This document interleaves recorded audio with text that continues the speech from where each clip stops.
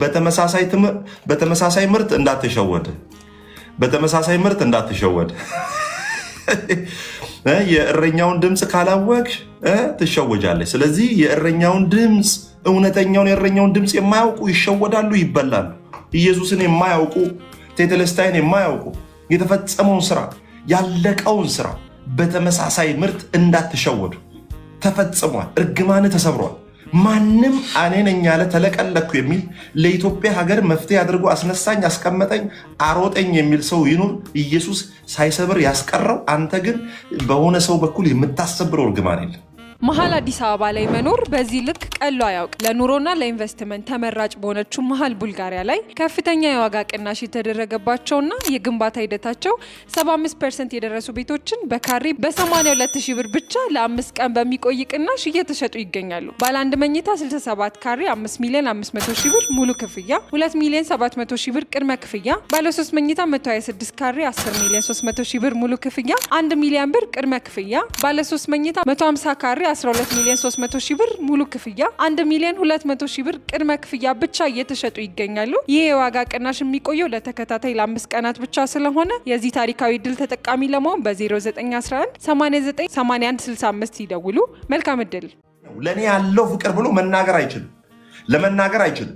በክርስቶስ የሆነ ሰው ግን በመንፈስ ቅዱስ እግዚአብሔር ይህን ያክል ወዶኛል፣ አፍቅሮኛል ብሎ ጥጉንም ባይናገር የደረሰለትንና ኢንካውንተር ያደረገውን እግዚአብሔር መናገር ይችላል። ከዛ ነው ጳውሎስ ሲናገር ከመታወቅ የሚያልፈው በምን ዊዛወር ማይንድ ካርናል ማይንድ ሆኖ ፍጥረታዊ ወይም ስጋዊ ሆኖ ሰው ሊረዳ የማይችል ግን እናንተ በመንፈሱ በኩል ገለጠው እንደሚል መጽሐፍ ደግሞም በሮሜ ምዕራፍ 5 ቁጥር 5 ላይ መጽሐፍ ቅዱስ እንደሚናገር ምን እንደሚል በተሰጠን በመንፈስ ቅዱስ የእግዚአብሔር ፍቅር በልባችን ስለፈሰሰ ይህ ተስፋ አያሳፍርም።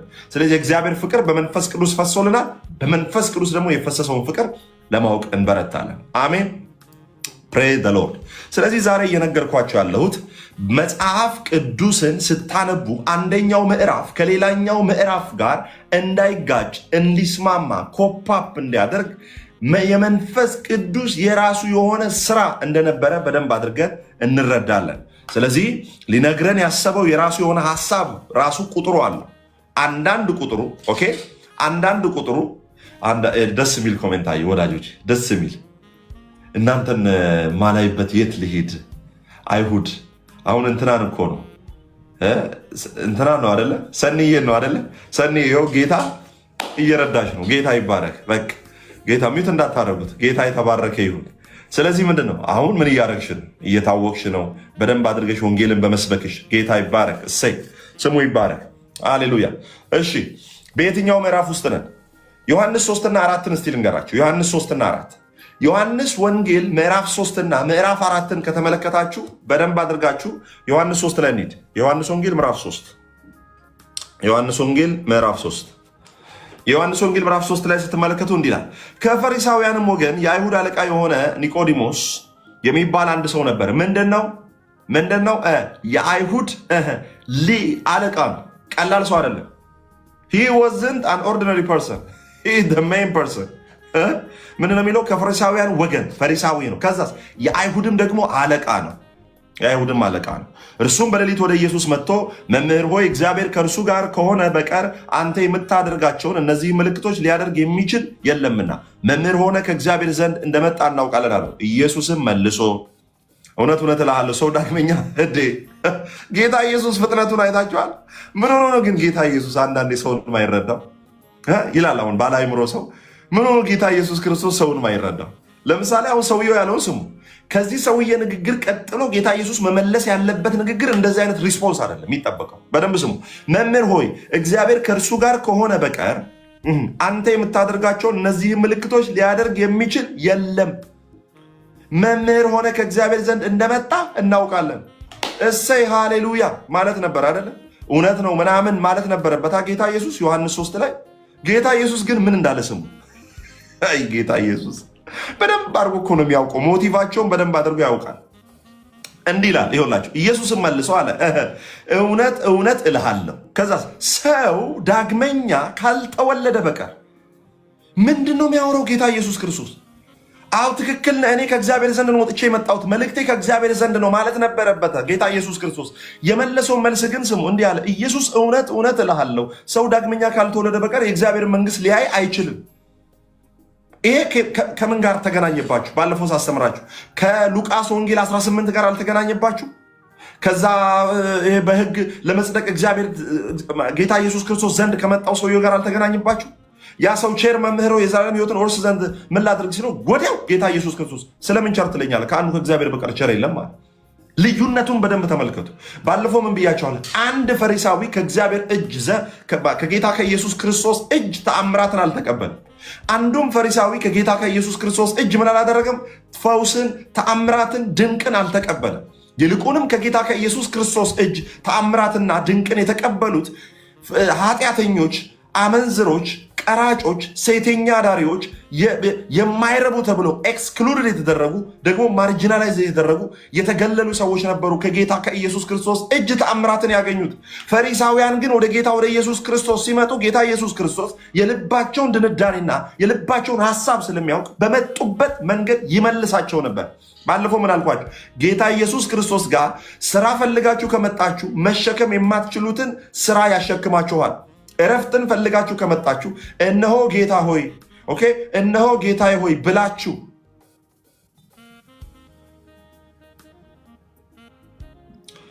ሃሌሉያ ሃሌሉያ ሃሌሉያ። እሺ እነሆ ጌታ ሆይ ብለው ወደ እርሱ ሲመጡ ጌታ ኢየሱስ ክርስቶስ ብዙዎቹ ምን ያደርጋል? ይቀበላቸዋል። ጌታ የተባረከ ይሁን።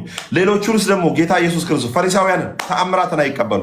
ለዛ እኮ ነው ገላትያ ላይ ጳውሎስ ሲናገር እንዲህ አለ፣ መንፈስ ቅዱስ አለ በመካከላችሁ በመካከላችሁ ተአምራትን የሚያደርገው ከሕግ ነው ወይስ በጸጋ ነው? ስለዚህ በእኛ ዘመን ተአምራት የሚሆነውና የሚደረገው ከእግዚአብሔር ዘንድ በሕግ ሳይሆን በምንድን ነው? በጸጋው ነው።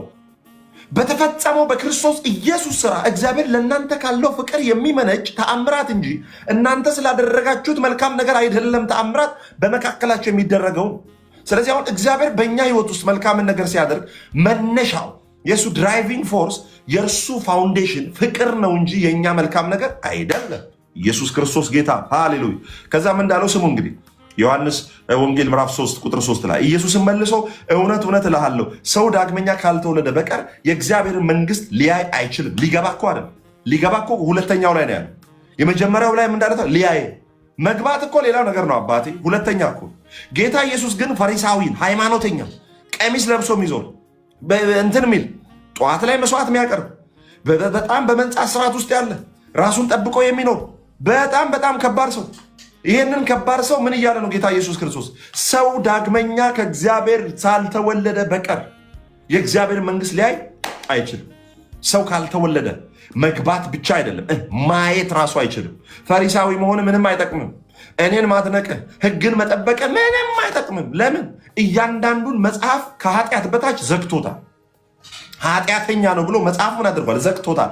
ማንም መጽደቅ፣ ማንም በእግዚአብሔር ፊት የእግዚአብሔር ልጅነትን ማግኘት አይችልም። አሁን ጌታ ኢየሱስ ምን አለ? ኢየሱስን መልሶ እውነት እውነት እልሃለሁ ሰው ዳግመኛ ካልተወለደ በቀር የእግዚአብሔር መንግስት ሊያይ አይችልም።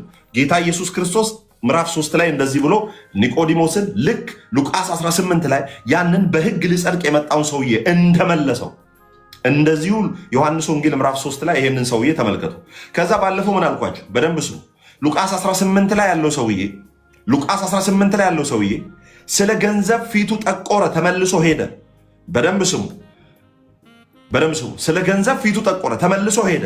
ወደ ኢየሱስ ነው የመጣው ፈሪሳዊ። አዎ ዮሐንስ 3ም ላይ ያለው ኒቆዲሞስ ደግሞ ወደ ኢየሱስ ነው የመጣው። ሁለቱም ፈሪሳውያን ወደ ኢየሱስ ክርስቶስ የመጡ ናቸው። ባለፈው ደግሞ ምን አልኳቸው? ሉቃስ ወንጌል 19 ደግሞ ወደ ዘኬዎስ ኢየሱስ ሄደ። ወደ ኃጢአተኛው ይሄዳል። ጻድቅ ነን ብለው ደግሞ የሚሉ ሰዎች ደግሞ ወደ እሱ ይመጣሉ። ሳይጸድቁ ደግሞ ይመለሳሉ። ለምን? ከክርስቶስ በላይ ያስቀመጡት ነገር ስላለ። የራስ ጽድቅ መጽሐፍ ቅዱስ ሲናገር እንዲህ ይላል፣ የራሳቸውን ጽድቅ ለማቆም በወደዱ መጠን ለእግዚአብሔር ጽድቅ አልተገዙምና ከእግዚአብሔር ጽድቅ እንደወደቁ ይናገራል። እነኚህ በራሳቸው ጽድቅ የሚመኩ ፈሪሳውያን ሃይማኖተኞች ወደ ኢየሱስ ሲመጡ ደህንነትን አይቀበሉ። ለምን? ዘግተው ነው የመጡት። ለምን? በሕግ እንጸድቃለን ብለው የእግዚአብሔርን ጸጋ ክርስቶስ ኢየሱስን የመቀበል አዝማሚያ የላቸውም። ይልቁኑ ግን ኃጢአተኞች፣ አቅም አልባዎች ጌታ ኢየሱስን በሾላ ላይ ዛፍ ላይ ወጥተው ኢየሱስን ለማየት የሚፍጨረጨሩትን ኢየሱስ እነ ዘኬዎስ ሳይጠራቸው እነ ዘኬዎስ ቤት ከች ከተፍ ይላል። ለምን? ኃጢአተኛው ድንኳን ውስጥ የሚገባ የዘመመውን የሚያቀና የተዋረዱትን ቀና የሚያደርግ የሞቱትን ሕይወት የሚሰጥ የወደቁትን የሚያነሳ የተሰበሩትን የሚጠግን ያዘኑትን የሚያጽናና የታመሙትን የሚፈውስ ለሙታን ሕይወትን የሚሰጥ የሌለውን እንዳለ አድርጎ የሚጠራ የእግዚአብሔር ልጅ ለኃጢአተኞች አንችልም ለሚሉ አቅም የለንም ለሚሉ ዛሬም እጆቹ የተዘረጉ ናቸው። ተአምራትን ያደርጋል። ዛሬ ደክሞኛል እኔ አልቻልኩም ለምትሉ እግዚአብሔር በልጁ በክርስቶስ ኢየሱስ በኩል የማይቋረጥ በረከት፣ ያልተገደበ ቸርነት፣ የማይደፈርስ ሰላም፣ ልትቋቋመው የማትችለውን በረከትና ኃይል ሊሰጥ በደጅም አንተ ብቻ እጅህን ዘርግተ ተቀበል። ኢየሱስ ይወድሃል። ኢየሱስ ለአንተ ነው የሞተው፣ ለአንቺ ነው የሞተው። ኃጢአትሽን የሚያስቆጥርሽ ሰይጣን ነው። እግዚአብሔር በልጁ በክርስቶስ ኢየሱስ ኃጢአትን የሚቆጥርበት ማሽን የለውም። የልጁን የኢየሱስ ክርስቶስን ስራ የሚቆጥርበት ኢየሱስ ክርስቶስ ጌታ። ሃሌሉያ! ኢየሱስ ይወዳቸዋል። ለኢየሱስ ህይወታችሁን ስትሰጡ ኢየሱስ ክርስቶስ ምን ያደርግላቸዋል? ህይወታችሁን ተቀብሎ ያሰማምረዋል፣ ይወስደዋል፣ ያስተካክለዋል። ለዛ ነው ዘማሪዋ ስትዘምር ምን አለች? የእግዚአብሔር እጅ የያዘው ነገር እንዳይወድቅ አይፈራም። የእግዚአብሔር እጅ የያዘው ነገር እንዳይወድቅ አይፈራም፣ እንዳይጠፋ አይፈራም።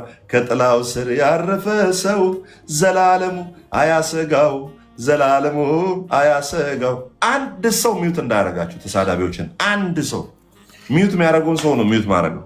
ደስ ይለኛል። በቃ እኔ አሁን ደስ እያለኝ ነው ማስተምር። ሃሌሉያ! ጌታ ይባረክ። አሃ እውነተኛ ወንጌል ባለበት ስድብ አለ፣ እውነተኛ ወንጌል ባለበት መገፋት አለ። ጌታ ይባረክ። ሃሌሉያ! ስለዚህ ዮሐንስ ወንጌል ምዕራፍ 3 ላይ ያለው ልክ ሉቃስ 18 ላይ እንዳለው ሰው ነው። አዎ ከዛስ ሉቃስ 19 ላይ ማን ያለው? ዘኬዎስ። በደንብ ስሙኝ እባካችሁ፣ በጌታ በደንብ ስሙኝ። ሉቃስ 18 ላይ ያለው ገንዘብ ተጠይቆ ምን ተብሎ ያለህን ለድሆች አከፋፍለ ተከተለኝ ብሎት ስለ ሀብቱ ፊቱ ጠቁሮ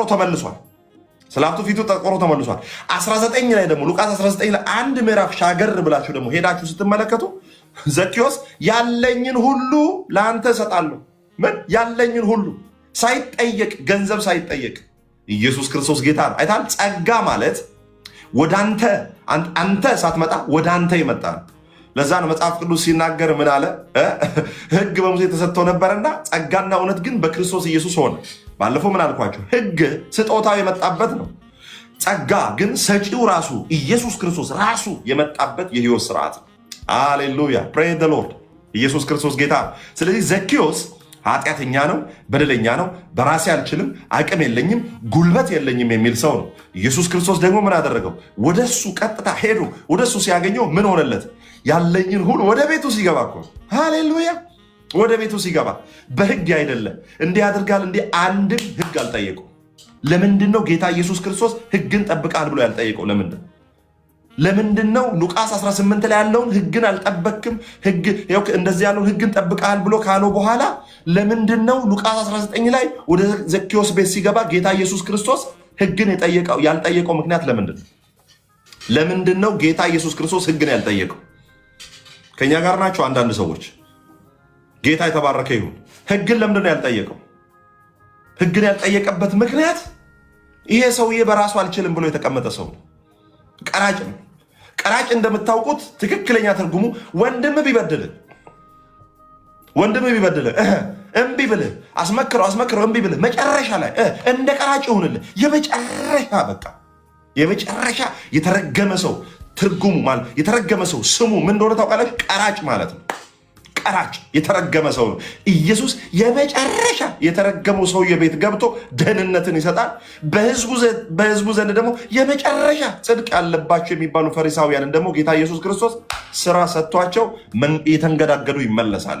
ቀራጩን ቤቱ ድረስ ፈልጎ ይሄዳል። ያኛውን ፈሪሳዊ ገንዘብ ስጥ ለልጆች አከፋፍለ ሲለው እምቢ ብሎ ፊቱ ጠቁሮ ሄደ። ልክ ጌታ ኢየሱስ ክርስቶስ ቀራጩ ቤት እግሩ ገና ሲገባ ቀራጩ ምን አለ? ያለኝን ለድሆች ያከፋፍላሉ። እጅ ወደ ላይ። ለምን? እጅ እንድታነሳ እጅን እንድትሰጥ የሚያደርግ ህግ ሳይሆን ጸጋ ነው። አንድ ወንድ እንኳን ለአንድ ሴት የሚንበረከከው ሲወዳትና ሲያፈቅራት ነው እንጂ በዚህ ግባ፣ በዚህ ውጣ፣ ውለደኝ፣ አበባ ስጠኝ ምናምን ብላ ስለጨቀጨቀችው አይደለም። ሲወዳት አበባ ስጠኝ ሳትለው አበባ ይሰጣል። ሲወዳትና ሲያፈቅራት ጊፍት ግዛልኝ ሳትለው ጊፍት ገዝቶ ይሰጣታል። ብዙ ነገር ሳታደርገው ማለት ነው። ኢየሱስ ክርስቶስ ጌታ ነው። ስለዚህ ምንድን ነው እያልኳቸው ያለሁት? ኢየሱስ ክርስቶስ የነካው ሰው፣ ኢየሱስ ክርስቶስ ያገኘው ሰው እንዲያደርግ ሳይባል ራሱ ልቡን ከፍቶ ይሰጣል። ልክ ገና ጌታ ኢየሱስ ክርስቶስ እንኳን ጌታ ኢየሱስ ክርስቶስ ይገርመሃል፣ እንኳን ጌታ ኢየሱስ ክርስቶስ እነሰኒ ቤቱ አይገቡም። እነሰኒ አይሁዶች ቀራጭ ቤት በፍጹም አይገቡም። ትቀልዳል። ጠላቶቻቸው ለምን? ከቀኝ ግዛት ስር ናቸው። በሮማ ለሮማ መንግስት ነው የሚያስገብሩት። የገዛ ሀገራቸው እኮ ዜጋ ናቸው፣ ግን ይጨቁኗቸዋል። 5 ዲናር አስገብር ተብሎ 500 ዲናር ሊያስገብር ይችላል። ኦኬ። በጣም በጣም በጣም በጣም እስራኤላውያን የሚጸየፏቸው ሰዎች ናቸው። እንደዛ አይነት ሰው ቤት ጌታ ኢየሱስ ክርስቶስ ከች ከተፍ ብሎ ገባ። ገና ከች ከተፍ ብሎ ሲገባ ሌላው ነገር ቶ መዳኑ ድናሃል እንዲያል ምናምን የሚባለው ነገር ቶ ገና ቤቱ ሲገባ ጌታ ሆይ ያለ ያለኝ ሁሉ ለድሆች አካፋፍዬ እሰጣለሁ። ከዛስ ደግሞ በድዬም ከሆነ ከሰውም ደግሞ እላፊ ወስጄ ከሆነ 4 እጥፍ፣ ከዛስ ያለኝን ደግሞ ግማሹ ለድሆች በነፃ እሰጣለሁ። ለኢየሱስ ብቻ ልብህን ይንካ እንጂ ኪስ ችግር የለውም፣ ይቀደዳል ጌታ። ኢየሱስ ልቡን ያልነካው ሰው ኪሱ አይቀደድም። ኢየሱስ ልቡን ያልነካው ሰው የመጨረሻ ገንዘብ ኖሮት የተሻለ ሀገር ላይ ኖሮ ራሱ ምን ያደርግ? በፍጹም አይታል። ገና ልቡን ነካው ጌታ ኢየሱስ ክርስቶስ። ገና ልቡን ሲነካው ምን አለ መሰል? ያለኝ ሁሉ ለድሆች አከፋፍዬ እሰጣለሁ፣ ግማሹን ለድሆች አከፋፍዬ እሰጣለሁ። ከዛስ በኋላ ኢየሱስ ክርስቶስ ጌታ ነው። ሃሌሉያ። 4 እጥፍ። ይሄ ሉቃስ 18 እና 19 ነው። አሁን እንደዚሁ አይነት ታሪክ ወዳለበት ልጥራችሁ። እኔ ከፍላለሁ ልጥራችሁ። እኔ ከፍላለሁ ልጥራችሁ። ወዴት? ወደ እሺ፣ ኢየሱስ ክርስቶስ ጌታ እንዳታስገቡ ማንንም ገስት ላይ።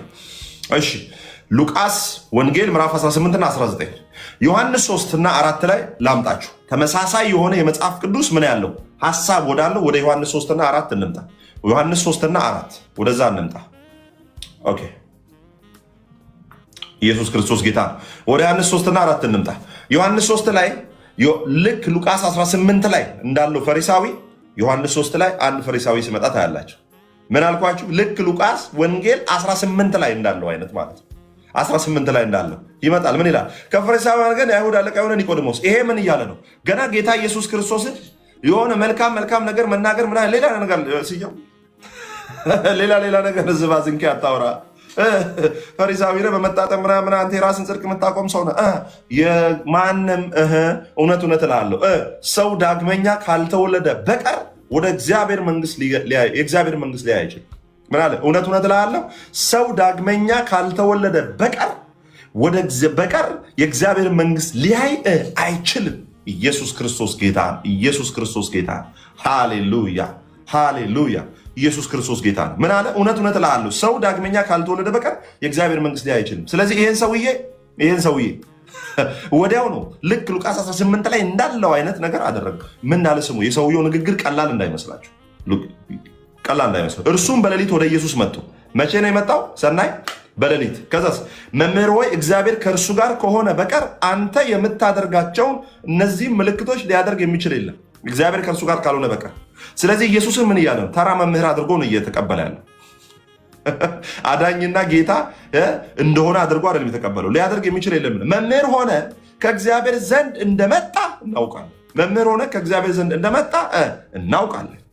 ኢየሱስ ክርስቶስ ጌታ እንደ አንድ መምህር ነው ኢየሱስን ያየው። ይሄ ልክ ሉቃስ 18 ላይ እንዳለው ሰው። እሺ ሉቃስ 19 ላይ እንዳለው እንደ ዘኬዎስ ደግሞ ዮሐንስ 4 ላይ ደግሞ ሄዳችሁ ተመልከቱ። ሃሌሉያ። ይሄ ኒቆዲሞስ ወደ እሱ ነው የመጣው። ኢየሱስ ደግሞ ወደ እሷ ነው የሚሄደው። ልክ ዘኬዎስን ፍለጋ ኢየሱስ ክርስቶስ ጌታ ነው። አሜን። ልክ ዘኬዎስን ፍለጋ ሉቃስ 19 ወደ ኃጢአተኛው ቤት እንደሄደ 18 ላይ ፈሪሳዊ ሲመጣ ጀርባውን እንደሰጠው፣ አሁንም ዮሐንስ 3 ላይ ፈሪሳዊ ወደ እሱ መጥቶ ካልተወለድክ አትገባም ብሎት ዞር እንዳለው ዮሐንስ 4:1 ምዕራፍ ደግሞ ወረድ ብላችሁ ስትመለከቱ እንግዲህ ኢየሱስ በሰማርያም ሊያልፍ ግድ ሆነበት ይላል። ቁጥር 4 ላይ በየትኛው ምዕራፍ ውስጥ ነው ያልኩ? ለዛ ነው። በየትኛው ምዕራፍ ውስጥ ነው? ዮሐንስ 3 ላይ ነህ ወይስ ዮሐንስ 4 ላይ ነህ? ሉቃስ 18 ላይ ነህ ወይስ ሉቃስ 19 ላይ ነህ? ሄይ በስልክ ስለመጣ ይሄ ወንጌል እንዳይቀልብ፣ በስልክ ስለመጣ እንዳይቀልብ። ቤተ ክርስቲያን እኛ ሃይማኖተኞች አይደለም። ሃይማኖተኛ ነው ቤተ ክርስቲያን ብሎ የሆነ ነገር አስቀምጦ ቤተ ክርስቲያን እኛ ነን። ኤክሌሽያ እኛ ነን፣ ሌላ አይደለም። ስለዚህ በስልክ ስለመጣ ቀጥ ለጥ ብለህ ትማራለህ፣ ስርዓት ይዘህ በቃ። ይሄ እግዚአብሔር ጉባኤ ነው። አሜን። ኢየሱስ ክርስቶስ ጌታ ነው። ስማ እንግዲህ ምን እንደሚል እሺ። ይኸውልህ በሰማርያም ሊያልፍ ግድ ሆነበት። ኢየሱስ ግድ ሆነበት። ኢየሱስ ምን ሊያደርግ ግድ ሆነበት? 18 ላይ ፈሪሳውያን ጀርባ ሰጥቶታል። 19 ላይ ወደ ዘኬዎስ ቤት ምን እንዳለ ስሙ። ዘኬዎስ ምን ብሏል? ወደ ቤት እገባ ዘንድ ይገባኛል፣ ግድ። ዮሐንስ 4 ላይ ደግሞ ምን እንደሚል ስሙ። በሰማርያም ሊያልፍ ግድ ሆነበት። ወዴት? ዘኬዎስ። ሉቃስ 19 ላይ ኃጢአተኛ ወደሆነው ሰው ቤት ሊገባ ግድ ሆነበት። ዮሐንስ 4ም የ6 ባሎች ሚስት ወደ ነበረች ወደ አንድ አመንዝራ ሴት ለመግባትም ግድ ሆነበት። ኢየሱስ ወደ ኃጢአተኛው ቤት ለመግባት ግድ ሆኖበታል። ሃሌሉያ! ግድ ሆኖበታል። ወደ ኃጢአተኛው ጉልበት ወደ ሌለው፣ ሃሌሉያ፣ በራሴ ጸድቃለሁ ወደማይለው ወደዛ ቤት ሊገባ ኢየሱስ ክርስቶስ ግድ ሆነበት። ኢየሱስ ክርስቶስ ጌታ ነው። ሃሌሉያ! ስሙ የተባረከ ይሁን። ዳት ኢዝ አ ዲፍረንስ። በየትኛው ምዕራፍ ውስጥ ነህ የምልህ ለዛ ነው። የትኛው ምዕራፍ ውስጥ ነህ ብለህ ጠይቀው አጠገብ ያለው። ሉቃስ 18 ነህ ወይስ ሉቃስ 19? ዮሐንስ 3 ነህ ወይስ ዮሐንስ 4? አሜዚንግ ወርድ ኦፍ ጋድ ፕሬዝ ዘ ሎርድ። ብዙ ምርኮ እንዳገኘ ሰው በቃል ልቤን ደስ አለው። ጌታ ይባረክ። ነገሩ አንተ 09 ብሎ ስልክ ካልተጠራ ደስ አይልህም። ስልክ ካልተጠራ የቤት አጥር ምናምን አረንጓዴ ምናምን ሲባል ነው ደስ የሚልህ። እኛ ደግሞ ደስ የሚለን ኢየሱስ ሲከብርልን፣ ኢየሱስ ሲነገረን፣ ኢየሱስ ሲያወራ። ለምን እኛ ከትንቢት አልፈን ማለት ነው የትንቢት ይሄ ደረጃውን አልፈን ወደ መገለጥ ቃል ውስጥ ገብተናል። ትንቢት አለ ግን ምንድነው አሁን እኛ በየቀኑ ምን አድርገናል መሰለ? ለራሳችን እግዚአብሔር ቃሉ ይነግረናል። አምናለሁ በነቢያት አገልግሎት ግን እግዚአብሔር አደግ የሚለው ከነቢይ ስሰማ ሳይሆን ከራሱ ከእግዚአብሔር ስሰማ እሰይ ልጅ አደገ ይላል። አሜን ሃሌሉያ፣ ስሙ ይባላል። ስሙ እንግዲህ በሰማርያም ሊያልፍ ግድ ሆነበት። ከዛ ስለዚህ ያዕቆብ ለልጁ ለዮሴፍ በሰጠው ስፍራ አጠገብ ወደምትሆን ሲካር ወደምትባል የሰማርያ ከተማ መጣ። በዚያም ያዕቆብ ጉድጓድ ነበረ። ኢየሱስም መንገድ ከመሄድ ደክሞ በጉድጓድ አጠገብ እንዲህ ተቀመጠ። ጊዜውም 6 ሰዓት ያህል ነበረ። ይኸውላችሁ በጠራራ ፀሐይ። የሚገርማችሁ እሱ ብቻ አይደለም። ልክ በኋላ እነ ጴጥሮስ አብረውት ገብተው የሰማርያን ሕዝብ ስለሚንቋቸው፣ የሰማርያን ሕዝብ በጣም ነው የሚንቋቸው። የሰማርያን ሕዝብ ስለሚንቋቸው በኋላ የሆነ ነገር ብለው እንዳይሰብሯት እኮ የሆነ ነገር ብለው እንዳይሰብሯት። እቺ አንቺ አናውቅሽም እንዴ ምን እዚህ ምናምን ከእናንተ ጋር ማን ምናምን እንዴ እኛ እኮ አይሁዳዊ እንዴ ምናምን እንዳይሏት ማለት ነው። ጌታ ኢየሱስ እኔ ነኝ ማገለግላታል የሚጠነቀቅ የሚወድ ማለት ነው። ከዛስ በኋላ አገልግሏት። ሁሉ ነገር ካለቀ በኋላ መጡ። እነሱ ምግብ ሊሰጡት ሲሉ ኖ የምበላውን አባቴ ሰጥቶኛል። እንደዚህ በለው አጠገብ ላለው ሰውዬ ሃሌሉያ፣ እንደዚህ በለው፣ እጅህን አንስተህ እንደዚህ በለው፣ እስቲ ቀኝ እጅህን አንስተህ እንደዚህ በለው፣ ኢየሱስ ክርስቶስ በል እስቲ። የሰማርያን ሕዝብ የገለባበጠው በሐዋርያ ወይ በነቢይ አይደለም በለው እስቲ፣ በአንዲት ኃጢአተኛ ሴት ነው። ሃሌሉያ። መጽሐፍ ቅዱስ ምን ይላል? ኃይሌ በድካም ይገለጣልና ጸጋ ይበቃል። ኢየሱስ ክርስቶስ ትልልቅ ነገሮችን ያደረገው ብራዘር የሰማርያን ከተማ እኮ ገልብጣ እኮ ነው የመጣችው። ጉዴን የነገረኝን እዩ ብላ ሄዳ ስትጮህ ወይ እኮ ነው ያለችው። ከዛስ ምን አደረገ? ህዝቡ ጠቅልሎ መጣ። ህግ አታውቅልህም ብራዘር፣ ከልጅነቴ ጀምሮ እንዲያደርጋለሁ፣ ከልጅነቴ ጀምሮ እንዲያደርጋለሁ አላለችም፣ አልጠየቃትም። ዘኬዎስንም ኢየሱስ አልጠየቀም። ዘኬዎስንም አልጠየቀም። የሰማርያትም ሴት አልጠየቃትም። ምንድን ነው ያላት? የእግዚአብሔርን ስጦታና ውሃ አጠጭኝ የሚልሽ ማን መሆኑን ብታውቂ አንቺ ትለምኚው ነበር፣ የህይወትም ውሃ ይሰጥሽ ነበር አላት። ሴቲቱ ጌታ ሆይ መቅጃ የለህም፣ ጉድጓዱም ጥልቅ ነው። እንግዲህ የህይወት ውሃ ከወዴት ታገኛለህ? በውኑ አንተ ይህን ጉድጓድ ከሰጠን ከአባታችን ከያዕቆብ ትበልጣለህን? ራሱም ልጆቹም ከብቶቹም ከዚህ ጠጥተዋል አለችው። ኢየሱስም መልሶ እንዲህ አላት፣ ከዚህ ውሃ የሚጠጣ እንደገና ይጠማል። ያዕቆብን ውሃ የጠጡ ከእንደገና ተጠምተዋል። የጌታ ኢየሱስ ክርስቶስን ውሃ የጠሙ ጌታ ኢየሱስ ክርስቶስን ግን ያገኙ ዳግመኛ አይጠሙም። ሃሌሉያ፣ ስሙ የተባረከ ይሁን። ሃሌሉያ። እሺ፣ በጣም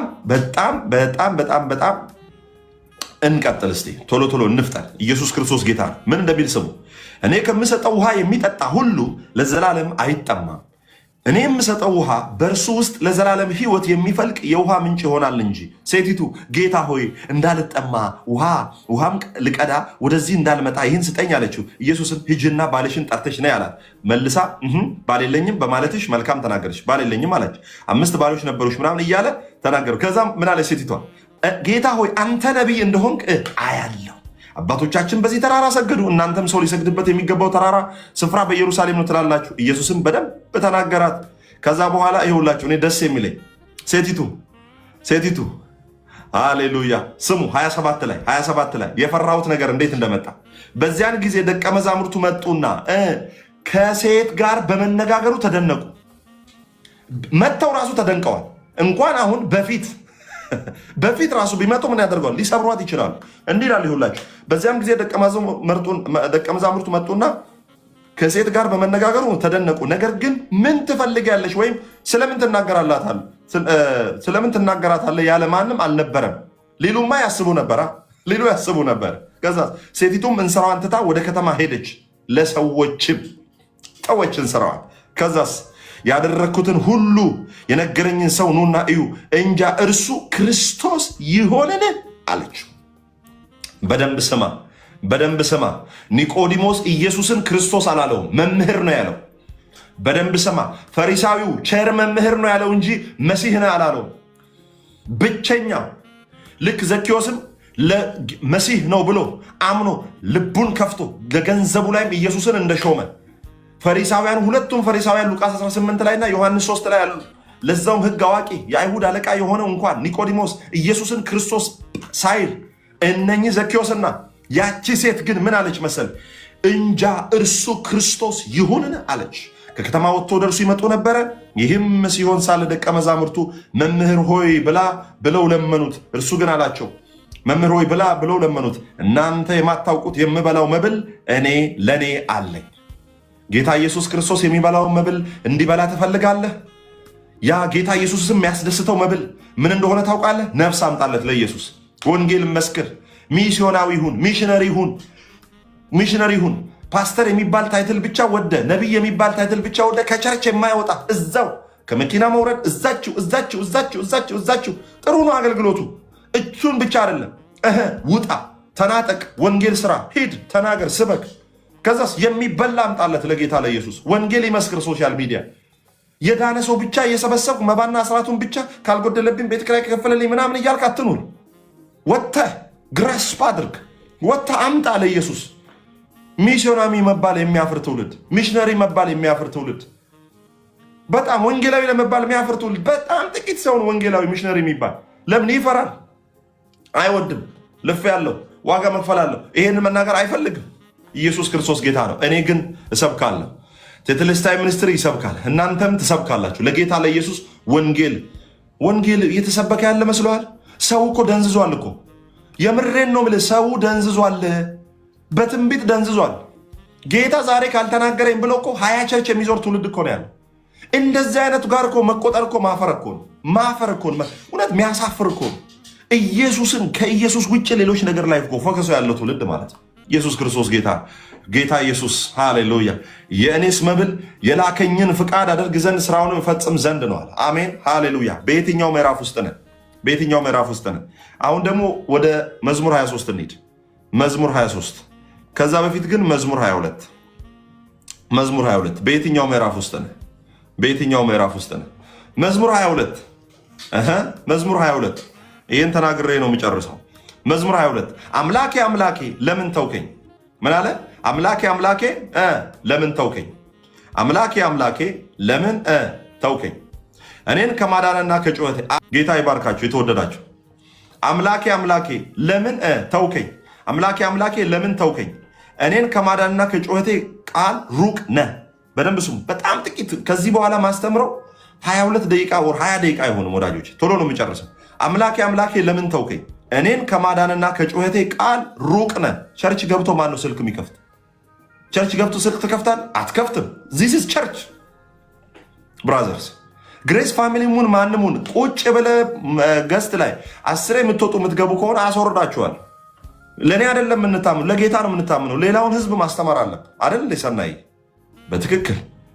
ስለዚህ ቁጭ ብለን ነው የምንማረው። ስልካችንን ፍላይት ሞድ እናደርጋለን፣ ዋይፋይችን ጋር እናገናኛለን፣ ዶንት ዲስተርብ እናደርጋለን። ቸርች ምን አስራትና መባ ስላልጠየቅኩ ነው?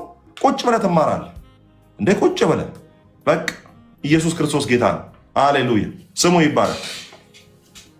እንዲህ ይላል፣ አምላኬ አምላኬ ለምን ተውከኝ?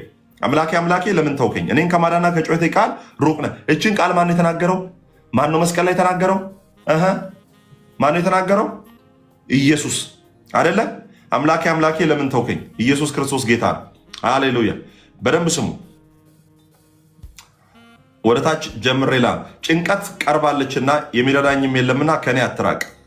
ብዙ 12 ላይ 22 12 ላይ ብዙ በሬዎች ከበቡኝ፣ የሰቡትን ፍሪዳዎች ያዙኝ። እንደ ነጣቂና እንደሚጮህ አንበሳ በላዬ አፋቸውን ከፈቱ፣ እንደ ውሃ ፈሰስኩ። ከዛ ወደታች ልሂድሽ 16 ላይ 15 ኃይሌ እንደ ገል ደረቀ፣ በጉሮሮዬም ምላሴ ተጣጋ፣ ወደ ሞትም አሸዋ አውረድከኝ። ኢየሱስ እኮ ስለ ኢየሱስ ትንቢት እኮ ነው ዮሐንስ ዳዊት እኮ በትንቢት መንፈስ የሚናገረው። ብዙ ውሾች ከበውኛልና የክፋተኞች ጉባኤም ያዘኝ፣ እጆቼንና እግሮቼን ቸነከሩኝ፣ አጥንቶቼ ሁሉ ተቆጠሩ። ዋው! እነርሱም አዩኝ ተመለከቱኝም፣ ልብሶቼ ለራሳቸው ተከፋፈሉ፣ በቀሚሴም ላይ ዕጣ ተጣጣሉ።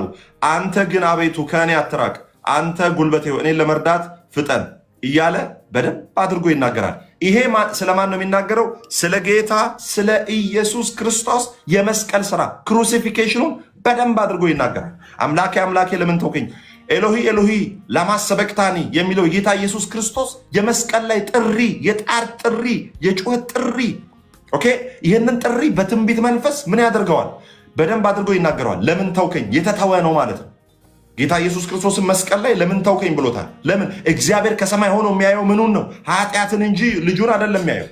ኦልሬዲ በኃጢአተኛ ስጋ ምሳሌ ኢየሱስ ምን ሆኗል? ኃጢአት ሆኗል። ሁለተኛ ቆሮንቶስ ምዕራፍ 5 ቁጥር 21 ላይ የእግዚአብሔር ቃል ምን ይላል? እኛ በእርሱ ሆነን የእግዚአብሔር ጽድቅ እንሆን ዘንድ ኃጢአት ያላወቀውን እርሱን ስለኛ ኃጢአት አደረገው። ኃጢአት የማያውቀውን እርሱ ስለኛ ኃጢአት አደረገው። ስለዚህ ከመስቀል ላይ ኦኬ ጌታ እግዚአብሔር ወደ ታች ሲያይ የሚያየው ምንድነው? ኃጢአትን እንጂ ሰውን አይደለም፣ ልጁን አይደለም። ኢየሱስ ክርስቶስ ጌታ ነው። ስለዚህ ምን አለው? አምላኬ አምላኬ ለምን ተውከኝ አለ። ስለዚህ ይሄ የጩኸት የስቃይ ምንድነው? ጥሪ ነው። ምኑ? መዝሙር 22 እሺ 23 ላይ ደግሞ እንሂድ። 23 ላይ እንሂድ። አምላኬ ለምን ተውከኝ ነው። መዝሙር 22 ላይ 22ን ከተመለከታችሁ ምዕራፍ 1 ላይ ኦኬ መዝሙር 22 ቁጥር 1 ምንድን ነው የሚለው? አምላኬ አምላኬ ለምን ተውከኝ። ምን? መዝሙር 22 ቁጥር 1 መዝሙር 22 ቁጥር 1 ምንድን ነው የሚለው? አምላኬ አምላኬ ለምን ተውከኝ፣ እኔን ከማዳና ከጩኸቴ ቃል ሩቅ ነህ። ስለዚህ ሩቅ ነው። አሁን አምላኩ ሩቅ ነው። አሁን ትቶታል፣ ተትቷል። ደግሞ ምንድን ነው? ሩቅ ነው። ደግሜ ላንብብላችሁ። አምላኬ አምላኬ ለምን ተውከኝ፣ ከዛስ እኔን ከማዳንና ከጩኸቴ ቃል ሩቅ ነህ። እኔን ከማዳን ከጩኸቴም ቃል ሩቅ ነህ። ከዛስ በኋላ ደግሞ አምላኬ ለምን ተውከኝ። መዝሙር 23 እንሂድ። ሲጀምር ምን ይላል? መዝሙር 23 እግዚአብሔር እረኛዬ ነው የሚያሳጣኝም የለም። 22 ምንድን ነው የሚለው? አምላኬ አምላኬ ለምን ተውከኝ ይላል። ከዛስ በኋላ መዝሙር 23 ላይ ደግሞ ምን ይላል? እግዚአብሔር እረኛዬ ነው። እዛ ጋር ያለ እረኛ ባዶን ይሆንላል። 22 ላይ እረኛ አልባ ይሆናል። 22 ላይ ስለአንተ ህይወቱን አሳልፎ የሰጠ አብ ዝም ያለው አለ። አባቱ ዝም ያለው አለ። ኤሎሄ ኤሎሄ ላማ ሰበቅታኒ ብሎ ዝም የተባለ አለ መስቀል ላይ። የሱ ዋጋ መክፈል ምዕራፍ 22 ማለት የጌታ የኢየሱስ ክርስቶስ ዋጋ የመክፈሉ የክሩሲፊኬሽኑ ምንድነው? ስራ ነው። ያ የክሩሲፊኬሽኑ ስራ፣ ያ የመስቀሉ ስራ ተሰርቶ ኢየሱስ ክርስቶስ ስራውን ሰርቶ ሲጨርስ 23 ውጤት መጣ። 23 የመዝሙር 22 ውጤት ነው። መዝሙር 23 የመዝሙር 22 ውጤት። የመዝሙር 22 ምንድነው? ትሩፋት ነው። ኢየሱስ ክርስቶስ ጌታ ነው። የመዝሙር 22 ትሩፋት ነው። ነይ ሃይሚዬ ነይ። መዝሙር 23 የመዝሙር 22 ምንድነው? ትሩፋት ነው።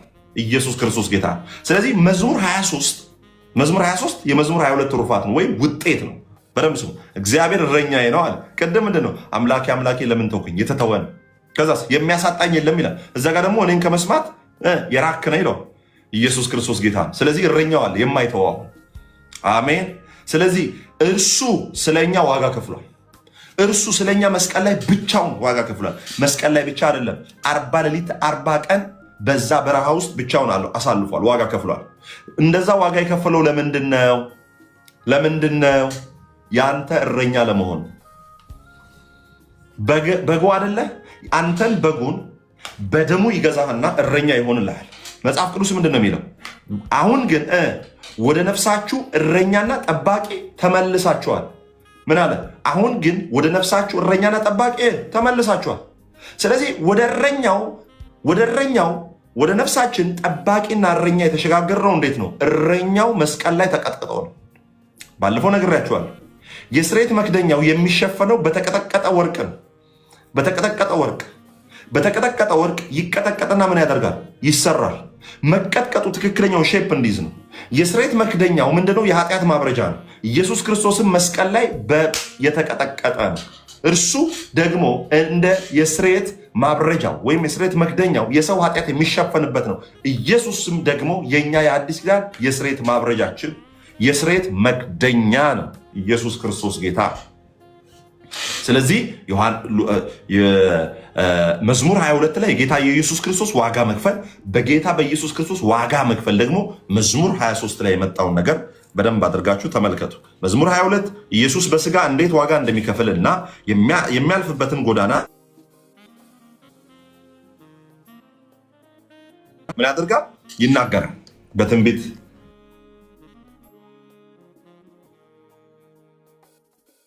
ሶሪ ቸኩዬ ቅድም ከሰናይ ላመልጥ ብዬ። እሺ ጌታ የተባረከ ይሁን። መዝሙር 22 ኢየሱስ በስጋ እንዴት ዋጋ እንደሚከፍል እና የሚያልፍበትን ጎዳና ዳዊት በትንቢት መንፈስ ሆኖ ምን ያደርገዋል? ያስረዳል። መዝሙር 23 ወደ መዝሙር 23 ደግሞ ስትመጡ ምዕራፉ ይቀየራል። መሲሁ በከፈለው ዋጋ ምዕራፍ ብቻ ሳይሆን ቋንቋም ይቀየራል። ሃሌሉያ። መዝሙር 23 ላይ ስትመጡ መዝሙር 23 ላይ ምዕራፍ ይቀየራል፣ ደግሞ ምን ይቀየራል? ቋንቋ ይቀየራል። እዚህ ጋር ምን ይላል? በየትኛው ምዕራፍ ውስጥ ነው ያለው? አሁንም እግዚአብሔር ሆይ እስከ መቼ ነው ማታየኝ? እግዚአብሔር ሆይ እንደው ያንተ ነገር እንደዚህ ሆኖ ቀረ? እግዚአብሔር ሆይ ምናምን የምትል ሰው ነው ወይስ ባገኘኸው ስራ በተፈጸመው በክርስቶስ ኢየሱስ ስራ እግዚአብሔርን ዛሬም ኢየሱስ ክርስቶስ ጌታ ነው። ሃሌሉያ ስሙ ይባላል።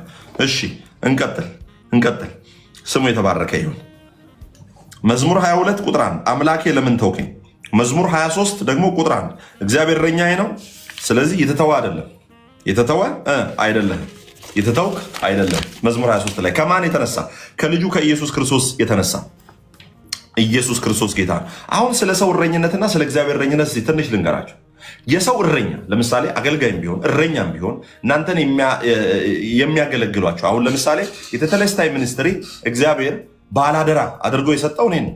ከዛ ደግሞ ሰኒን ሊደርስ ግሩፕ አለ ባላደራ። ከሊደርስ ግሩፕ ደግሞ የእያንዳንዱ ሚኒስትሪው ደግሞ ሊደሮች አላቸው። እኛ ባላደራዎች ነው።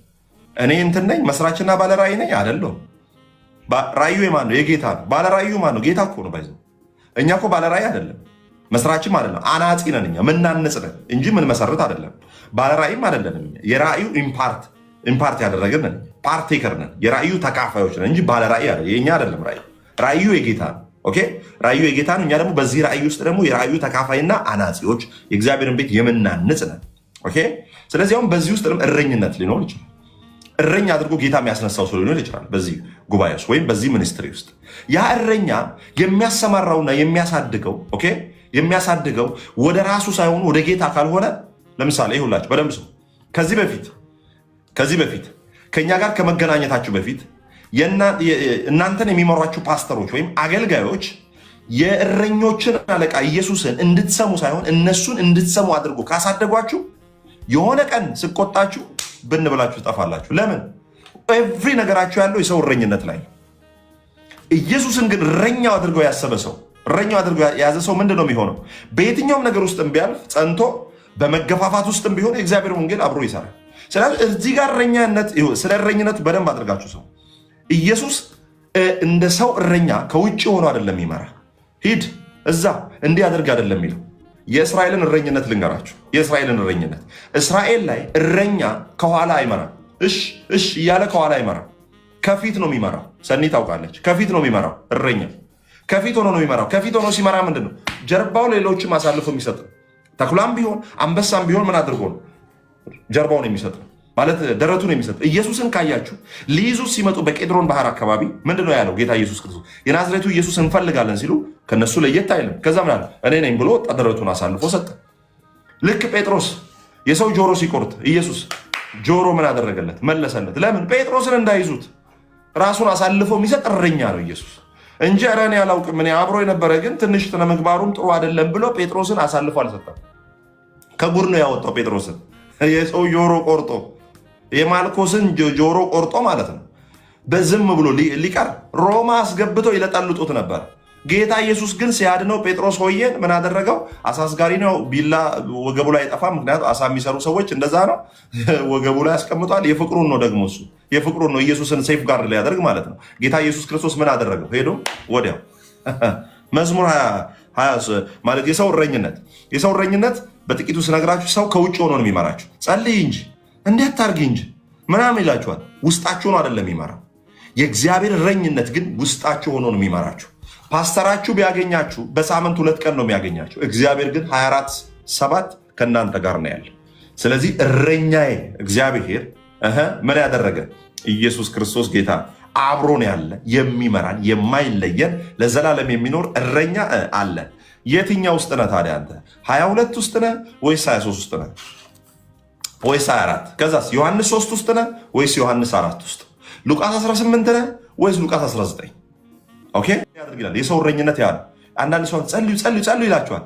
ውስጣችሁ ያለው እውነተኛው እረኛ ግን የመጸለይን መንፈስ በአንድ በውስጣችሁ ውስጥ ያስቀምጣል። ከዛ ዛሬ የሆነ ነገር በቃ ልጸልይ፣ ዛሬ የሆነ ነገር ደስ ብሎኛል ምናምን ትላለህ። ለምን? እንድትጸልይ ራሱ የጸሎትን መንፈስ ራሱ የሚሰጥህ ማን ነው? በውስጥ ያለው እረኛው ነው። ኢየሱስ ከውስጥ ሆኖ ነው የሚመራ። ወዳጅ እግዚአብሔር ይመራሃል፣ ደክመህም ይመራሃል፣ ተቀምጠህም ይመራሃል። እኔ አረባም እኔ ኃጢአተኛ ነኝ እያልሽም ይመራሻል። ለምን? ይዞሽ ነው እንጂ ይዘሽው አይደለም። አንዳንድ ሰው እኮ እግዚአብሔርን የያዘ የሚመስለው ሰዋል። ብራዘር እግዚአብሔር አልያዝከው። ለ20 ዓመታት በእግዚአብሔር ቤት ታምነን ዋጋ በመክፈል ለወንጌል የቆምን ብራዘር፣ ዋጋ ከፍለ አይደለም የቆየው። ዋጋ እንድትከፍል ራሱ ጸጋ ተሰጥቶ ነው። አንዳንድ ሰው እኔ ደሜን ጠብ አድርጌ ነው ይህም ቤተክርስቲያን የሰራሁት በራሴ።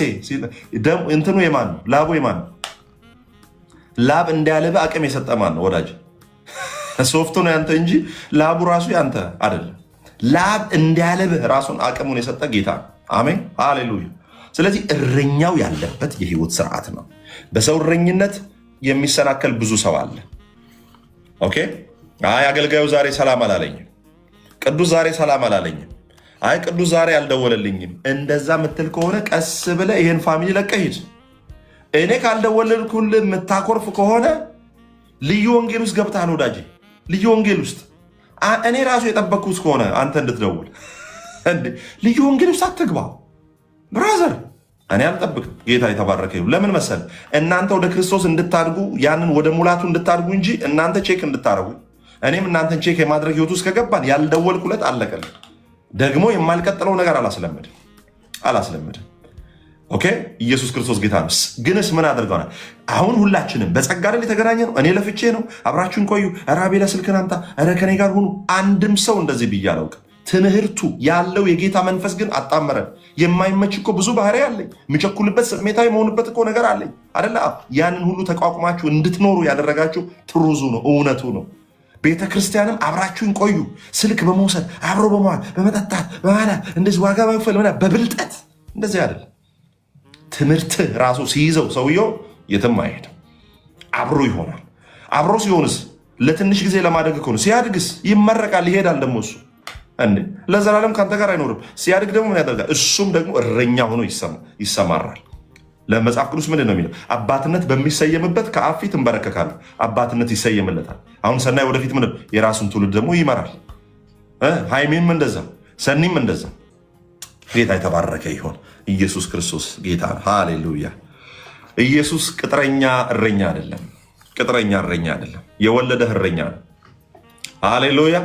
ኢየሱስ ክርስቶስ ቅጥረኛ እረኛ አይደለም። ኢየሱስ ቅጥረኛ እረኛ ሳይሆን ምንድን ነው? የወለደ እረኛ ነው። እኔ በሆን ቅጥረኛ ነኝ። በጸጋው ቀጥሮኝ ያስቀመጠኝ ይሄንን አገልግል ብሎ ጸጋውን ሰጥቶኝ እኮ ነው ያስቀመጠኝ። ዋጋ እኮ አለኝ፣ ቅጥረኛ ነኝ፣ የጽድቅ አክሊል አለኝ። ዝም ብዬ ማገለግል መስሏል? የጽድቅ አክሊል አለኝ። ኢየሱስ ጌታ ነው። አክሊል፣ የማገልገል አክሊል፣ የተጋድሎ የተለያዩ አይነት አክሊሎች አሉ። ኦኬ፣ ኢየሱስ ክርስቶስ ጌታ ነው። አሜን አሜን። ስለዚህ በደሞዝ ምን ተከፍሎኛል? የዘላለም ሕይወት። ከዛ ደግሞ የወንጌል። ኢየሱስ ግን ቅጥረኛ አይደለም። ባይዞ እኔ ማገለግለው እኮ የዘላለም ሕይወት ተሰጥቶኝ ደግሞ የሆነ ነገርም እኮ ለማግኘት እኮ አይደል? በእግዚአብሔር ፊት እኮ አክሊል ለማግኘት ነው አይደለ? ኢየሱስ እኮ ምንም ላያገኝ እኮ ነው እረኛ ይሆናል። ምን ከአንተ ምን ያገኝ? አንዳንድ ሰው ሕይወቴን ለአንተ ሰጥቼ የትኛውን ሕይወት ጥሩ ሕይወት እንዳለው ሰው 50 ዓመት የደንበጫ አረቄ እየጠጣ ኖሮ መጥቶ ሕይወቴን ለአንተ ሰጣለሁ። የደንበጫ አረቄና የአረርጌ ጫት ጨርሰ ጥርስ ራሱ አልቆ ሙቅ ራሱ አኝ ከምትውጥ ሰውዬ ብራዘር ሕይወቴን ለአንተ ሰጣለሁ። የትኛውን ሕይወትህን? ሕይወትህን ስለሰጠኝ አመሰግናለሁ በል እንጂ። ኢየሱስ ጌታ ሃሌሉያ። ስለዚህ እኛ ለጌታ የሰጠነው ነገር የለም። ከሰጠን አንድ ነገር ነው። በቃ ያው ኃጢአቴን ውሰድ፣ እሱንም ደግሞ እሱንም አላልንም። ባይዘ ኃጢአቴን ውሰድ ሳንል የዛሬ 2000 ዓመት ብቻውን ቀራንዮ ላይ ተሰቀለ። ስለዚህ ዝም በል። ለዛ ነው ሮሜ 3 ሲናገር ምን ይላል? አፍም ይዘጋ ዘንድ ነው ገና እኔ ዝም በል ይላል። እኔ እኮ ዝም በል ምን ዝም በል? እሱ ነው ያደረገው ሁሉ ነገር። የጸጋ ወንጌል ሰባኪ ምንድን ነው? ከእርሱ በእርሱ ለእርሱ። እኔ እኮ እያስተማርኳቸው ከሆነ እንደ ሰኔን አታውቅም አቤላ የሚባለው እኔ እኮ ነኝ። እዚህ ላይፍ ላይ ደግሞ በውስጥም እኮ አስተምራቸዋለሁ ምናምን ያልክ ቀን ትንሽ ሸርተቴ ሙዟ እየተላጠች ነው የምትወድቅበት። ሙዝ እየተላጠ ነው። ቀስ ያልክ ሸርተቴ ትሄዳለህ። ሸርተቴ ከዛስ ልዩ ወንጌል ምን በእኔ ከኔ ለእኔ እኔ ተንብዬላት እኔ ጸልዬላት እኔ አሜሪካ እንድትሄድ ቃል አውጥቼላት ቪዛ ሲመታላት እኔ 14 ሰዓት ልክልኝ ኤደናዊት የምትባለው ግሪክ እኮ እኔ ፓስፖርቷ ላይ እኮ ጸልዬ ላኳት። ምንም እኮ እዚህ በየወሩም እኮ የምትልክልኝ እኮ ምንም ነገር የለም ወደሚል ትገባለህ። ለአምጪው እንዲከፈል ሕግ ያስገድዳል የሚል መንፈስ ውስጥ ትገባለህ ነገ ማለት ነው። ጌታ የተባረከ ይሁን። ሃሌሉያ፣ ስሙ ይባረክ። ሃሌሉያ፣ ኢየሱስ ክርስቶስ ጌታ ነው። መዝሙር 23 በለመለመ መስክ ያሳድረኛል፣ በዕረፍት ውኃ ዘንድ በለመለመ መስክ ያሰማራኛል። በለመለመ መስክ ያሳድረኛል፣ በዕረፍት ውኃ ዘንድ ይመራኛል። ነፍሴን መለሳት። ነፍሴ ምን አደረገ? መለሳት። ቅድም ምንድን ነው? እሺ ወደኋላ ተመልሼ ነፍሴን መለሳት የሚለውን ስሙ። ነፍሴን መለሳት። አምላኬ በቀን ወደ አንተ እጠራለሁ አልመለስክልኝም፣ በሌሊትም እንኳን እረፍት የለኝም። እረፍት የለውም። 23 ደግሞ ምንድን ነው የሚለው? 23 እግዚአብሔር እረኛዬ የሚያሰጠኝ የለኝም ይልና በለመለመ መስክ ያሳድረኛል፣ በእረፍት ውኃ ዘንድ ይመራኛል። እዛ ጋር ይተተዋል። በደንብ ስሙ፣ በደንብ ስሙ። ከዛ እንዲህ ይላል ሄዳችሁ ስትመለከቱ በሞት ጥላ መካከል እንኳ ብሄድ አንተ ከኔ ጋር ነህና ክፉን አልፈራም። በሞት ጥላ መካከል እንኳን ብሄድ አንተ ከኔ ጋር ነህና ክፉን አልፈራም። አሁን በደንብ አድርጋችሁ ስሙ። ቅድም ይሄን ትምህርት በጣም አንድ ሰው እንደዚህ አድርጎ ሲያስረዳ አየሁ። በጣም የምወደው ፓስተር ጆሴፍ ፕሪንስ ይችን ሲናገር በጣም ነው የተመቸኝ። ምን አለ? በሞት ጥላ መካከል እንኳ ብሄድ አለና አንተ ከኔ ጋር ነህና ክፉን አልፈራም የሚለው እንደምታውቁት ከላይ ሄዳችሁ ስትመለከቱ በለመለመ መስክ ያሳድረኛል። በደንብ ስሙ። ከላይ እግዚአብሔር እረኛዬ ነው፣ ከዛስ የሚያሳጣኝ የለም። ይሄ የማን ድርጊት ነው? የእሱ ነው። እረኛው ነው፣ እግዚአብሔር ነው ባለቤቱ። የሚያሳጣው የለም። በለመለመ መስክ ያሳድረኛል። የሚያሳድረው ማን ነው? ማን ነው? እግዚአብሔር ነው። ኦኬ። በዕረፍት ዘንድ ይመራኛል። የሚመራው ማን ነው? እግዚአብሔር ነው። እስካሁን ድረስ የሚመራው ማን ነው? እግዚአብሔር። ከዛስ ነፍሴን መለሳት። መላሹ ማን ነው? እግዚአብሔር። እሺ፣ ስለ ስሙም በጽድቅ መንገድ መራኝ። የመራው ማን ነው? ማን ነው?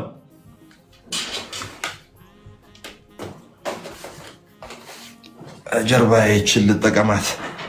ኢየሱስ ክርስቶስ ጌታ። በደንብ ስሙ። ምንድን ነው ያለው? የመራው ማን ነው? እግዚአብሔር ነው። ከዛ ስሙ። ከእግዚአብሔር እረኝነት ደግሞ ወዲያው 4 ላይ ስትመለከቱ ጄፒ ምን ይለዋል መሰላችሁ?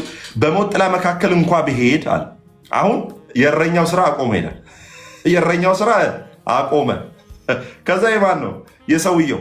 ለምን? እረኛው በሞት ጥላ መካከል አይመራም። ራሱ ነው የሄደው።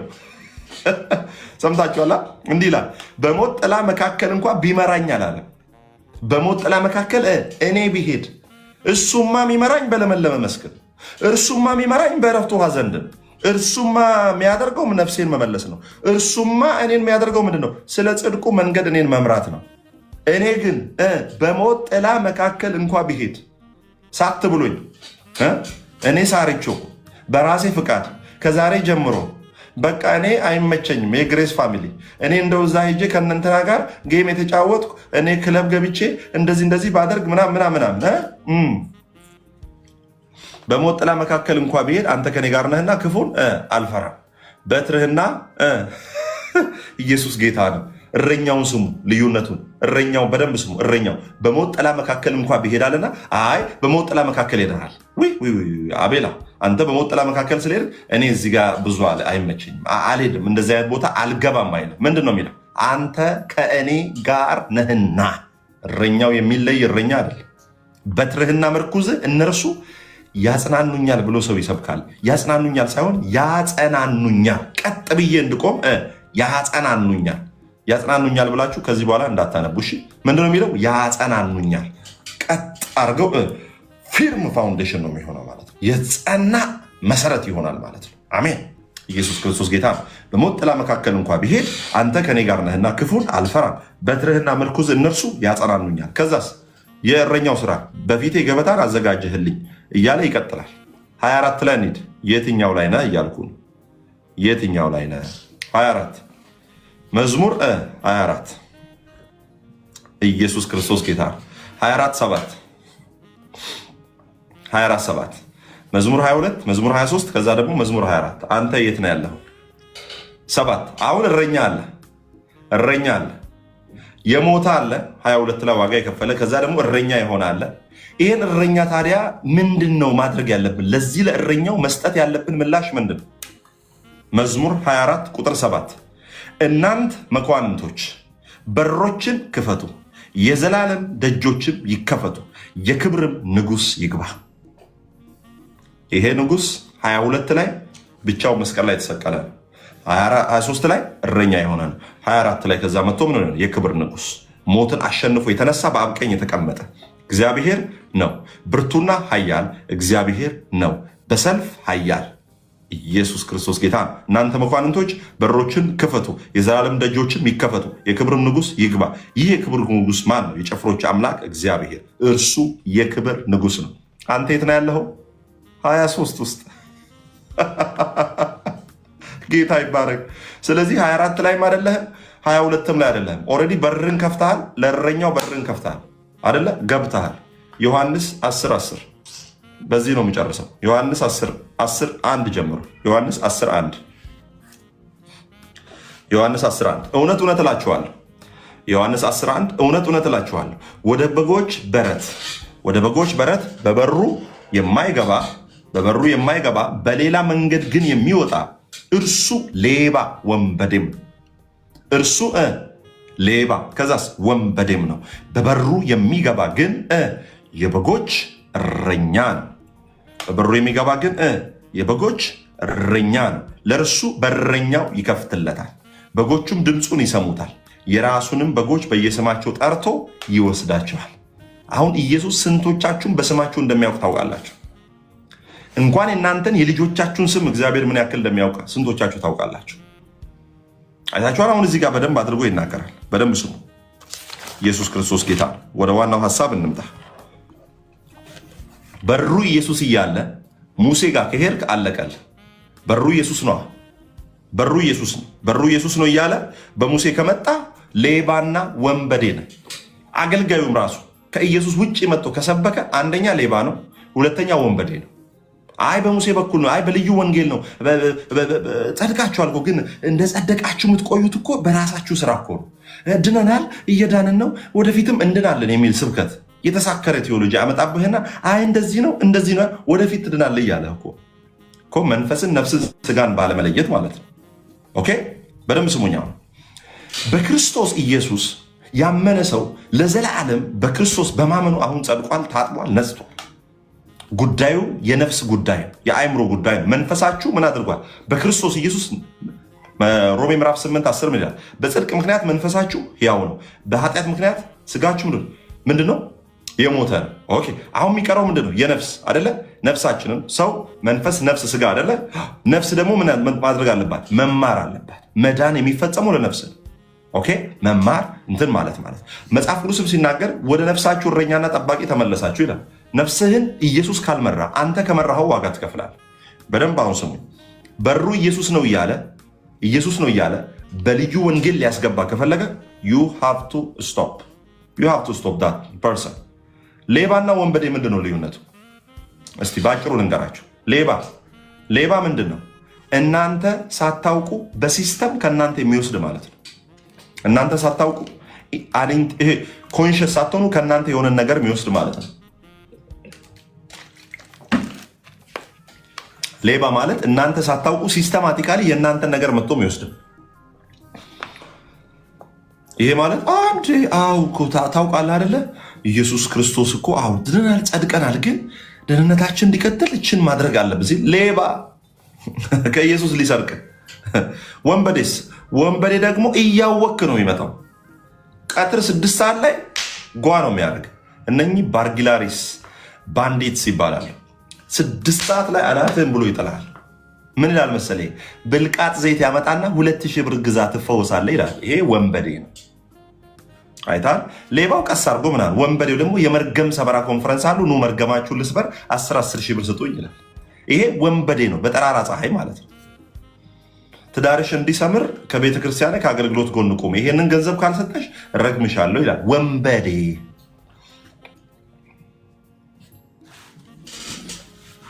አንዱ ቸርች ለሚመጡ ልጆች በጎን አግኝቷቸው ቅዱስ የሚባለው ብዙም አይመቸኝ ሆነ። በቃ አንዳንዴ እኛ ቤት ያሉትን ምናምን ለዘላለም ገና አልመችህም። ልክ በጋሽ እንዳለ አቅለሸልሻለሁ፣ ገና አቅለሸልሻለሁ። ሰውን ደስ ለማሰኘት አይደለም ሰብከው፣ እግዚአብሔርን ደስ ለማሰኘት ነው። ወንበዴ ነህ መርገም ይሰበራል ብለህ ኢየሱስ መርገም የሰበረለትን ሰው እንትን ምትለው ወንበዴ ነህ። እረኛው ኢየሱስ ክርስቶስ ብቻ ነው። በደንብ ስሙ። አሁን 4 ላይ ስሙ። ዮሐንስ 10:4 እንዲህ ይላል፣ የራሱንም ሁሉ ካወጣቸው በኋላ የእስራኤል እረኛ ምን ይላል? የራሱንም ሁሉ ካወጣ። ስንት ደቂቃ ነው የምሰብከው? 10 ደቂቃ በቃ የመጨረሻ 10 ደቂቃ። የራሱንም ሁሉ ካወጣቸው በኋላ በፊታቸው ይሄዳል። እኔ ዛሬ መንፈሴ 3-4 ሰዓት የማስተማር መንፈስ ነው ያለኝ። ራሱ ይሄንን ፊት እኮ ከዚህ በኋላ አታዩትም። ባይዘው ከዚህ ቀን በኋላ ላይቭ የለም። ጌታ ይባረክ። የራሱንም ሁሉ ካወጣቸው በኋላ በፊታቸው ይሄዳል። ማን? እረኛው እንዴት ነው የሚሄደው? በፊታቸው ከኋላ ይሄዳል። የኢትዮጵያ ውስጥ እሺ እያለ እየገረፈ ይሄ እረኛ መዝሙር 22 ላይ ተቀጥቅጦ ዋጋ ከፍሎ ከዛ መዝሙር 23 ላይ መጣ 24 ላይ ከዛ ለእረኛው ልባቸው እንዲከፍቱ የተነገረው። ኦኬ ከዛ ይሄንን ምንድነው? የራሱንም ሁሉ ካወጣቸው በኋላ በፊታቸው ይሄዳል። በጎቹም ድምፁን አውቄ ነው ላይቭ አለ አይዟችሁ እነ ቡቡና ሊያለቅሱ ነው። በጎቹም ድምፁን ያውቃሉና ይከተሉታል። በጎቹም ድምፁን ያውቃሉና ይከተሉታል። ኢየሱስ ክርስቶስ ጌታ ነው። አሌሉያ። ከዛ ከሌላው ግን ይሸሻሉ እንጂ አይከተሉትም፣ የሌሎችን ድምፅ አያውቁምና። ድምፁን፣ ሽታውን የኢየሱስን ታውቀዋለህ ወይ? ሽታውን፣ ድምፁን ፊል ታደርገዋለህ? ኢየሱስን ድምፁን ትሰማለህ? ስትወጣ ስትገባ ጌታ ይህንን ብሎኛል፣ አይ ዛሬ ይህንን አላለኝም ብለህ ትኖራለህ? እውነተኛውን ድምፅ የማያውቁ ይበላሉ። I am healed, I am blessed, I am righteous. Every covenant from my family that comes from my family was broken by the blood of Jesus Christ. Every chain had broken. Hallelujah. ኢየሱስ ክርስቶስ ጌታ። አሜን። ተባረክ ያለው ለመባረክ አላረግም፣ ስለተባረኩ አደርጋለሁ። አላመንክም ብሎ ጀርባ የሚሰጠኝ የለም። እምነቴንም ደግፎ የሚመረኝ የሚፈውሰኝ ጌታ ነው ያለኝ። Everything has finished. ቴቴለስታይ ተፈጽሟል። በተመሳሳይ ምርት እንዳትሸወዱ። ተባርካችኋል። እግዚአብሔር ጸሎታችሁን ይሰማል፣ ይወዳችኋል። እኩል ከሐዋርያም ጋር ብትጸልይ፣ እኩል ከጳውሎስም ጋር ትሰማለህ። የጻድቅ ሰው ጸሎት እንጂ የሐዋርያው ጸሎት አይልም፣ የነቢዩ ጸሎት አይልም። የጻድቅ ሰው ጸሎት። ኢየሱስ ክርስቶስ ጌታ። ሃሌሉያ። 8 ላይ ምን እንደሚል ስም ውስጥ እስቲ አሁን ሌባና ወንበዴ ይላል። ለምሳሌ ሌባና ወንበዴ አሁን እዚህ ጋር ጌታ ኢየሱስ ክርስቶስ የሚያስቀምጠው ሌባና ወንበዴ ብሎ ማንን? ሌባው ሊያርድ ሊሰርቅና ሊገድል ይመጣል። ማን ነው የሚመስላችሁ? ኮሜንት ላይ ጻፉልኝ። እርግጠኛ ነኝ ያው ሰይጣን ነው የምትሉት።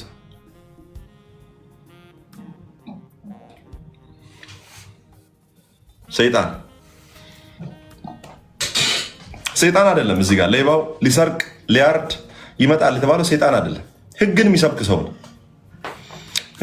ሰው ነው። ማስረጃ እና ያለና 9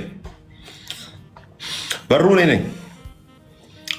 ነኝ በእኔ የሚገባ ቢኖር ይድናል። ህግ የሚመጣው ለምንድን ነው? ሊገልህ እኮ ኃጢአትህን ቆጥሮ ይገላል። አትችልም ብሎ እኮ ነው የሚገልህ። እረኛውን ካገኘስ ያሳርፋል። ኢየሱስ ክርስቶስ ጌታ። ሃሌሉያ። ከእኔ በፊት በሩ እኔ ነኝ፣ በእኔ የሚገባ ቢኖር ይድናል፣ ይገባልም ይወጣልም መሰማሪያም ያገኛል። ሌባው ሊሰርቅና ሊያርድ ሊያጠፋም እንጂ ስለሌላ አይመጣም። እኔ ህይወት እንዲሆንላችሁ እንዲበዛላችሁ መጣሁ። የመጣ አለ ማለት ነው። የመጣ አለ። ሌባው ሊያርድ ሊሰርቅ የመጣ አለ። በደንብ ስማ። መልካም እረኛ እኔ ነኝ። መልካም እረኛ ነፍሱን ስለ በጎቹ ያኖራል። ያኖራል። ከዛ ስለ ሐሰተኛው ደግሞ ሲናገር ምን እንደሚል ስሙ። እረኛ ያልሆነው በጎቹም የእርሱ ያልሆኑ ሞያተኛ። ሰውየው ሰይጣን ነው ብሏል እኮ። ብዙ ጊዜ አሁን ወንጌል ስርጭት ስትወጡ አንዳንድ ሰዎች ሌባው ሊሰርቅ ሊያርድ ሊገድል መጣ ተብሎ ተጽፏል፣ እኔ ግን ስለ ሰይጣን አይደለም ብራዘር፣ ስለ ሙያተኛ ነው እያወራ ያለው። በደንብ ስሙ። ሙያተኛ ስለሆነ ለበጎቹም ስለማይገደው ሙያተኛው ይሸሻል። መልካም እረኛ እኔ ነኝ። አሁን ምንድን ነው ሌባና ወንበዴ? ምንድን ነው? ቅድም የነገርኩ አይነት አገልጋይ ነው። ህግን የሚሰብክ ሊሰርቅ የሚመጣ በክርስቶስ አትጸድቅም። ይሄንን አድርገህ ነው መጽደቅ የምትችለው። ኢየሱስ ሲደመር የሆነ ነገር ኢየሱስ ሲደመር ይሄ ነገር ካልሆነ አትጸድቅም የሚል ምንድን ነው? የሚያርድ እረኛ እኮ ነው። ስለ እረኛ እኮ ነው የሚናገር። መች ሰይጣን ያንተ እረኛ ሆኖ ያውቃል? ሊሰርቅህ እኮ ነው የሚመጣው። ክርስቶስን ሊሰርቅብህ ነው የሚመጣው። ስለዚህ አጠገብ ላለ ሰው ብራዘር ከኢየሱስ ውጭ ከጸጋው ወንጌል ውጭ ሁሉ የተከለከለን ጆሮን አትስጠው። ይሄንን ርዕስ ብቻ ይሄንን ጥቅስ ብቻ በደንብ አድርጌ በሰፊው ያስተምራቸዋል። ኦኬ ምን እንደሚል ስሙ። እረኛ ያልሆነው በጎቹ የእርሱ ያልሆኑ ሙያተኛ ግን ተኩላ ሲመጣ ባየ ጊዜ ተኩላ የሚለው ሌላ ትርጉም፣ ሌባው ሊሰርቅ ሊያርድ ሊመጣ ይችላል የሚለው ሌላ ትርጉም። በደንብ ስሙ። እረኛ ያልሆነው በጎቹም የእርሱ ያልሆኑ ሙያተኛ። ስለዚህ አሁን እረኛ እግዚአብሔር ሲያደርግ የእናንተን አገልጋዮች ፓስተሮቻችሁን ሙያተኛ ናቸው ወይስ እውነተኛ እረኛ ናቸው? ሙያተኛ የሆነ ነገር ካላደረክለት አገልግሎቱን ያቆማል። ቤት ኪራይ ካልከፈልክለት አገልግሎቱን ያቆማል። እንዴ ምን ነው እንደዚህ ዝም ብዬ የለፈለፍ ዞርም ብሎ ማያዩኝ እኔ ዝም ብዬ እዚህ እንትን ብለው ምናምን ካለ ሙያተኛ ነው፣ ያስበላል። እውነተኛ እረኛ ከሆነስ ራሱን አሳልፎ ይሰጣል። እየተቸገረም ዋጋ የከፈለም እየደህየ የሚበላውንም እያጣ አንተን ይመግብሃል፣ ወደ ኢየሱስ ያስጠጋሃል። አጠገብ ያለውን ሰውዬ አትንካው፣ ለራስህ በውስጥህ እንዲበል የኔ ፓስተር ሙያተኛ ነው ወይስ እውነተኛ እረኛ ነው? አስራት ያቆየው ቀን መባ ያልሰጠው ጊዜ ይደብረዋል። ከዛ ዓይንሽን ላፈር የሚለኝ ነው ወይስ ይልቁኑ አይዞሽ እግዚአብሔር ይረዳሻል የሚል ነው? ሙያተኛ ነው ወይስ ምንድን ነው? ኢየሱስ ጌታ ነው። እዚሁ ላይ ከዛ ምን ይላል ጌታ ኢየሱስ? ከኔ በፊት የመጡ አሉ አለ እኮ ጌታ ዮሐንስ 10 ላይ ከኔ በፊት የመጡ ምኖች፣ ሌቦች፣ ወንበዴዎች ምን የሚሉ በስራ አትጸድቁም ማለት በክርስቶስ በማመን አትጸድቁም። ሌሎቹስ ምን አድርገዋል? የመጡ አሉ። ተኩላ ውስጥ ደግሞ ለእረኛው ጥሎ የሚሄድ ማለት እረኛው ይሄ ሙያተኛው ለተኩላው ትቶ የሚሄድ ተኩላው ምንድን ነው? ሞት እኮ ነው። ተኩላው ምንድን ነው? ሰይጣን እኮ ነው። ለዘላለም ፍርድ እኮ ጥሎ የሚሄደው እኮ። ችግር ሲገጥምብህ ለምሳሌ ጳውሎስ እንዲህ አለ፣ በኃጢአት የተገኘውን ሰውዬ ስጋውን አለ ቴንኪዩ ሰናይ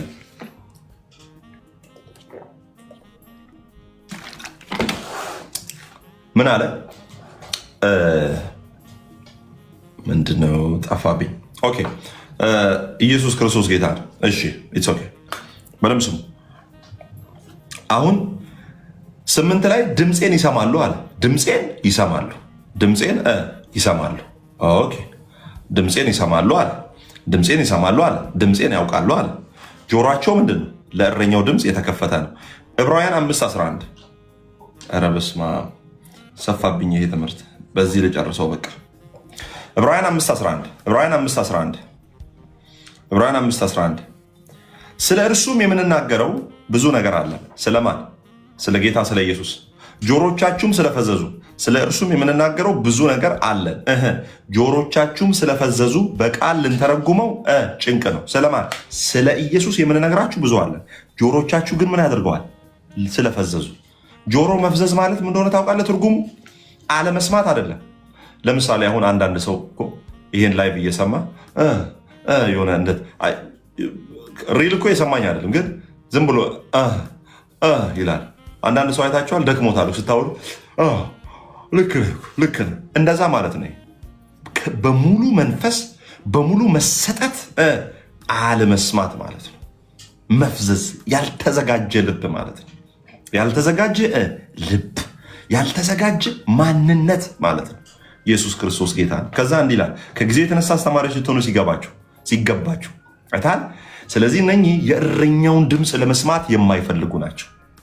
10:8 ላይ ግን በጎቼ ድምፄን ይሰማሉ። ጆሮአችን የፈዘዘ አይደለንም። ገልብጬ ላስረዳችሁ።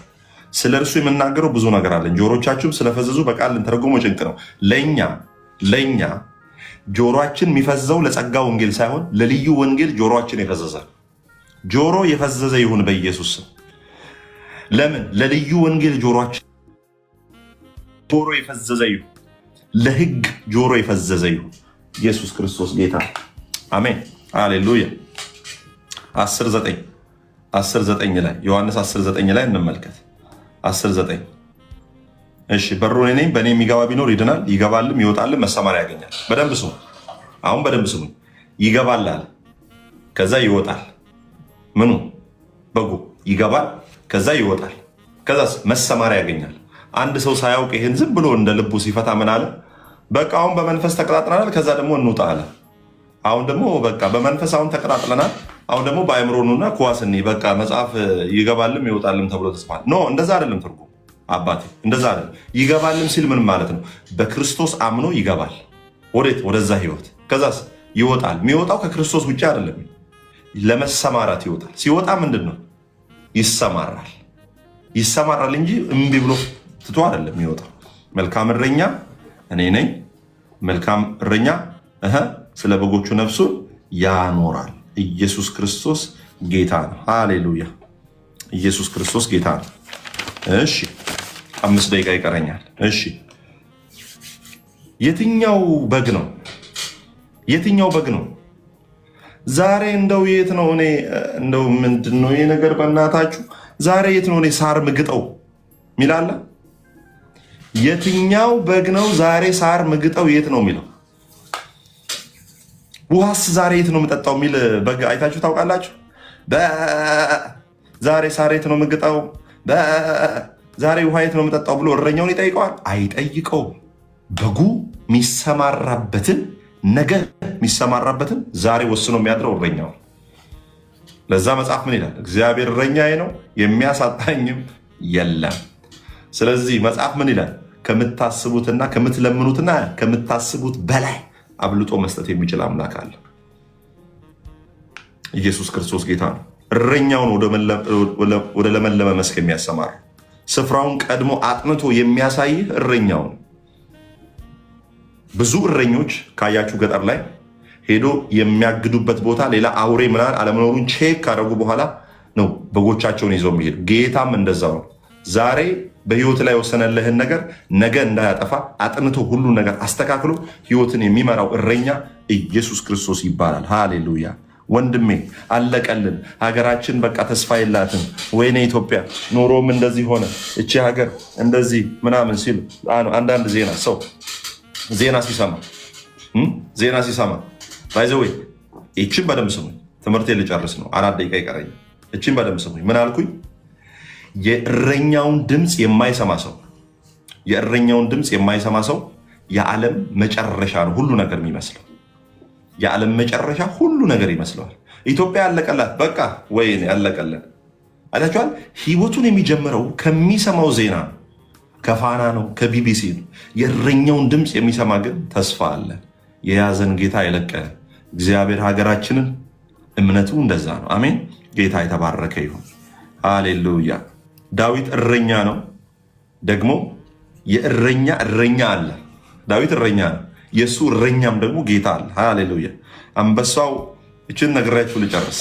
ከዛ ኢሳይያስ 53 54 55ን ቀጥለን እንመለከታለን። ሌላ ቀን ሰዓትንቱ እንዳይል የመጨረሻችን ብቻ ነው የምነግራችሁ። ዳዊት ምን ያደርግ እንደነበረ ስሙ። የእስራኤል እረኞች በዳዊት ዘመን የነበሩ የእስራኤል እረኞች ምን ያደርጋሉ? በጎቻቸውን በዘይት ይለቀልቃሉ፣ በዘይት ይቀባሉ። በዘይት በደንብ አድርገው ይቀቧቸዋል። በዘይት አድርገው ይለቀልቋቸውና ልክ አንበሳው ነክሷቸው ልክ አንበሳው ሄዶ ለመንከስ አፉን ሲከፍት ያሟልጫቸዋል። ምኑ? ዘይቱ። ልክ ሄዶ እኮ ነው አንበሳው ማለት ነው። ሄዶ ሊነክሳቸው በጎቹ እንደዚህ ሊነክሳቸው ሲል ዘይቱ ያሟልጨዋል። መንከስ አይችልም፣ መያዝ አይችልም። ዳዊት ምን ያህል በጎቹ በደንብ አድርጎ ይለቀልቃቸዋል በዘይት። ስለዚህ አንበሳው ነካክሶ ገና እኮ እንዲህ እየታገለ እኮ ነው ሄዶ እኮ ዳዊት የሚያስለቀቃቸው። ኦኬ ምንድነው የሚያደርገው ዳዊት? ገና እኮ አንበሳ ሄዶ ሲታገል ለመጉረስ እኮ ሲታገል እኮ እየታገለ እያለ ሳይገለው እኮ ሄዶ ደርሶ ይናጠቀዋል። የሚናጠቀው አንበሳን ገና እስኪናጠቅ ምናምን ትጠብቀዋለህ። አንዴ ከጎረሰ አንበሳ የለም። ግን ዘይቱ ስላለ ስለሚያሟልጨው አንበሳው 10 አፉን ሲከፍት ሲዘጋ ዳዊት ታይም ያገኛል። ሄዶ ከአንበሳ እና ከድብ በጎቼን ምን እየታገልኩ አስመልጥ ነበረ ይል ነበረ። ለምን ሲባል በጎቹ ምን ሆነዋል? ዘይት ተቀብተዋል።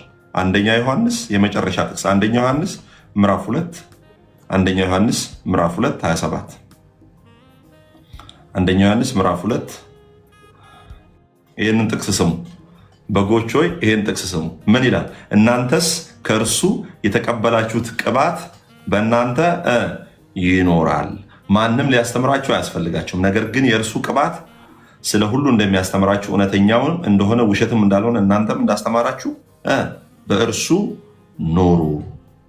ከማን ተቀበላችኋል ይልና 20 ላይ ደግሞ ምን ይላል? 20 ላይ ኦኬ 20 ላይ እናንተም ከቅዱሱ ቅባት ተቀብላችኋል። እናንተም ከቅዱሱ ቅባት ተቀብላችኋል፣ ሁሉንም ታውቃላችሁ። ምኑ ላይ ነው የተጻፈው? በጎቹ ዘይት ተቀቡ የሚል ታልሙድ ላይ ነው ያለው። ደግሞ በእስራኤላውያን እስራኤል ሲስተማቲክ ቲዮሎጂ በደንብ አድርገ አጥና። እዛ ላይም በደንብ አድርጎ ያስቀምጣል። ኦኬ ያስቀምጣል። ጌታ የተባረከ ይሁን። የእስራኤል ሸፐርዶች እንዴት ነበር የሚያግዱት በሚል በደንብ አድርጋችሁ ያንን ማጥናትም ማየትም ትችላላችሁ። ጌታ ይባላል። ስለዚህ አንድ የእስራኤል እረኛ በጎቹ ምን ያደርጋል? ዘይት ይቀባል። ስለዚህ ዛሬም በእኛ ህይወት ላይ ሰይጣን መጥቶ እንዳያገኘን፣ ጨለማ መጥቶ እንዳያገኘን እንዲያሟልጨን እያሟለጨው ማለት ነው ሰይጣን እንዳያገኘን የተቀባነው ቅባት ምንድን ነው ይላል 20 ላይ እናንተም ከቅዱሱ ቅባት ተቀብላችኋል። ልክ መጥቶ መጽሐፍ ቅዱስ ምንድን ነው የሚለው? ሰይጣን እንደሚያገሳ አንበሳ በዙሪያችሁ ይዞራል። ዳዊት ጋርም እኮ በጎቹ ጋር አንበሳው ይዞራል። ሄዶ ግን ሲይዛቸው ያሟልጭና ይተዋል። ዛሬም አንተን እንዳይዝ ቅባቱ በአንተ ውስጥ አለ። የትኛው ምዕራፍ ውስጥ ነህ? ዮሐንስ 3 ላይ ነህ? ፈሪሳዊ ነህ? በራሴ ጸድቃለሁ ብለህ የታገልክ ያለ ሰው ነህ? ወይስ ዮሐንስ 4 ላይ እጅን ለጌታ ሰጥተህ በእርሱ ለመማረክ የተዘጋጀ ነህ? ዮሐንስ 22 ላይ እንደሆነ አምላክ አይሰማኝም የምትል ነው? ወይስ ዮሐንስ ማለት መዝሙር 23 ላይ እረኛ አለኝ ብለህ ተዘለህ ያረፍክ ነው? ሉቃስ 18 ላይ እኔ በራሴ ነው የምጸድቀው የምትል ነው? ወይስ ሉቃስ 19 ላይ መሲሁ የደረሰልን ጌታ የተባረከ ይሁን። ሪፍሌክሽን ታይም። የተወደዳችሁ ዛሬ ትንሽ ሰዓት አስቆማችኋለሁ። 5 ደቂቃ ነው የምሰጣችሁ። ከ5 ደቂቃ በላይ መጠቀም አይቻልም። ለምን እንደሆነ በኋላ አፈወርቅ ቤት ነግራቸዋለሁ። የቤተሰብ ሚስጥር ነው። ጭላለው ክብር ለኢየሱስ ሲሆን መጽሐፍ ቅዱስን ከፋፍሎ ወደ ማንበብ ነው ከሚለው ሪቫይዝድ እያደረግ ስትመጣ ፊደል እንዴት እንደሚገድል ያውም ፊደል ማለት ሕግ እንደሆነ አስረድተናል። እውቀት ደግሞ የጸጋው ህይወት እንደሚሆነን በደንብ አድርገን ያስረዳህን። በጣም የሚገርም ነገር ነው በቃ እየሆነ ያለው። ምክንያቱም እኔ ኢሳያስ 22ን ኢሳያስ 53 ጋር ነበር ማች አድርጌ ሁሌም የምመለከተው። ግን በምን አይነት ሁኔታ አድርገህ ኢሳያስ 22 ከ23 ጋር ሰኒ የረሳሁትን አነሳሽ። እግረ መንገዴን ትንሽ ልንገርሽ። ቆይ ድምፅ ይሰማሻል? ኢሳያስን ዛሬ ያላነሳውም መዝሙርን ነው። መዝሙር 22 ከ23 ጋር ከዛ አስታወሽኝ። መዝሙር ማለት ኢሳያስን ላሳያችሁ ፈልግ ኖ ኢትስ ኦኬ። እኔ ለሌላ ነገር ነው ለህዝቡም ነው። ኢሳያስ 53 54 55ም ላሳያችሁ አስቤ ነበር። ልንገራችሁ በ2 ደቂቃ ውስጥ። ከዛ ሰኒ ትቀጥላለች ስላልተናገርኩኝ በ2 ደቂቃ ውስጥ ብቻ ልንገራችሁ። ኢሳያስ 53 ኢሳያስ 53 ከዛ 54 55 53 ምንድን ነው? ስለ ጌታ ስለ ኢየሱስ ክርስቶስ ዋጋ መክፈል፣ የህመም ሰው ደዌን የሚያውቅ እያለ ይቀጥላል አይደለ? 54 ላይ ደግሞ ምንድን ነው የሚለው? አንቺ ያልወለድሽ መካን ሆይ ደስ በይ እልል በይ ጩሂም። ለምን 53 ላይ በመጣው ዋጋ መክፈል 54 ላይ አንዲት ፍሬ ያልነበራት ምን አሁን የምትድን ደግሞ የምትወልድ ልጆችን የምትወልድ ደግሞ እንዳለች በደንብ አድርጎ ያሳያል። ኦኬ 53 ላይ የመሲሁ ዋጋ መክፈል፣ 54 ላይ በመሲሁ ዋጋ መክፈል ደግሞ ያቺ የማትወልደው መካን የተባለችው ደግሞ እንደምትወልድ፣ 55 ላይ ስትመጡ ደግሞ ይሄንን በክርስቶስ ኢየሱስ የተሰራውን ስራ እንዴት ያገኛል የሚባለውን ደግሞ እናንተ ይላል። 55 ብቻ ላንብብላችሁ። 55 አንድ ምን እንደሚል ስሙ። 55 እናንተ የተጠማችሁ ሁሉ ወደ ውሃ ኑ፣ ገንዘብም የሌላችሁ ኑና ግዙ ብሉም፣ ያለ ገንዘብም ያለ ዋጋም የወይን ጠጅና ወተት ግዙ፣ ደግሞ ጽድቃቸውም ከኔ ዘንድ ነው እያለ ይቀጥላል። 53 የመሲሁ ዋጋ መክፈል፣ 54 በመሲሁ ዋጋ መክፈል የሚመጣው ውጤት 55 ደግሞ ይሄን የተገለጠውን ነገር እንዴት እንወስዳለን እንዴት እንቀበላለን ሲባል በነፃ መታችሁ ግዙ ጠጡ የሚል ነው። ሰኒ እየቀጥይ ሶሪ እኔም ማለት የፈለኩት ኢሳያስ 23 22 ያልኩ በስህተት ነው። መዝሙር 22ን ከኢሳያስ 53 ጋር ነው ማች ማደርገው የነበር ልል ፈልጌ ነው። ገባ? መዝሙር 22 በቃ አንድ ነው የሚመስለኝ።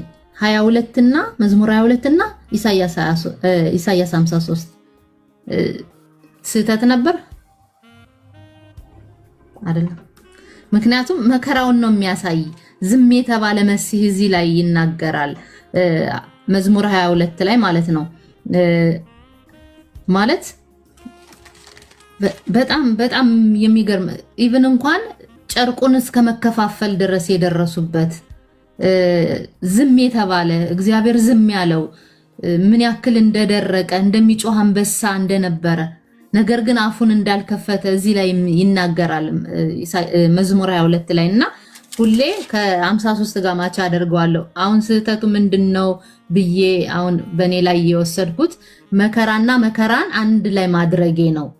ግን ከመከራ በኋላ የሚመጣውን ደስታ አለማየቴ ነው። አሁን ተረዳውኝ። ምክንያቱም መዝሙር 22ን ተናግረህ መዝሙር 23 ላይ የሚመጣልንን መልካም ነገር እንዴት አድርገህ እንዳስረዳኝ እንትናል እና ሁሌ መከራን ከመከራ ጋር ሳይሆን ከመከራው በኋላ የሚመጣውን ደስታ ማየት እንዳለብኝ ተረድቻለሁ። ጌታ እግዚአብሔር ይባርክህ።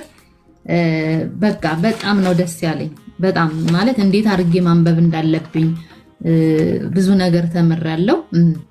ሌላው ደግሞ ሉቃስ 18 ፈሪሳውያን ወደ ኢየሱስ እንዴት እንደሄዱና ኢየሱስ እንዴት ሉቃስ 19 ላይ እንዴት እንደመጣ ዮሐንስ 4 ላይ ደግሞ እንዴት ወደ ሰማርያ ሊያልፍ ግድ እንዳለው እና ሁለቱ እኔ ዮሐንስ 4 ላይ ነኝ ብዬ ነው። ተባረኩ። ብዙ እንዳታናግረኝ። እቺንማ ሰኒዬ ለብቻ ላይቫን ከፍታ ነው የምታወራው። ሰኒዬ ብርክ በይ ደግሞ እኮ በጣም አይሁዳዊም ስለሆነች በየቀኑ ስፔር ፓርት ሲንቀይርላት ሞተር አጥበን ያ የህግ ትምህርት ምናምን ቀስ እያለ እየወጣ ጌታ ይባረክ። ያንቺ ደግሞ ፓስተሬም አይሁዳዊ ነው፣ የዳን ነገር ነው እና ስለእናንተ በደንብ ነው ማጠናው። ጌታ ይባረክ። እሺ ዛሬ ሃይሚዬን ትንሽ አውቄ አስደንግጫት ነበርና ምንድን ነው ይሄ ልጅ ምናምን እያለች ነበር። ፖዝ ላይ የሆነች ኦኬ፣ አጥፊው ችግር አጥፊውና ተናገሪ፣ ቪዲዮሽን አጥፊው። አመሰግናለሁ።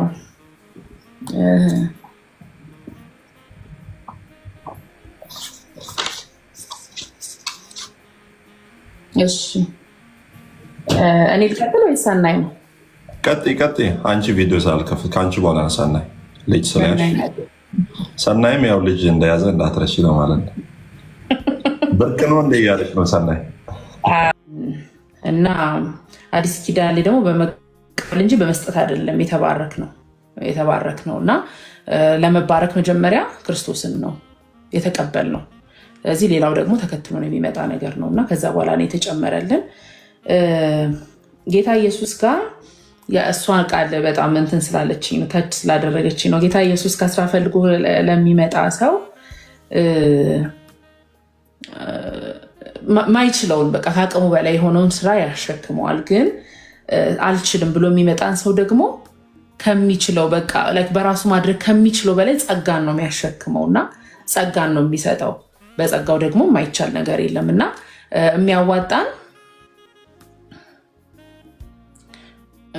የሚያዋጣን አልችልም ማለት ነው እንጂ እችላለሁ ብሎ መታገል አይደለም። ቢኮዝ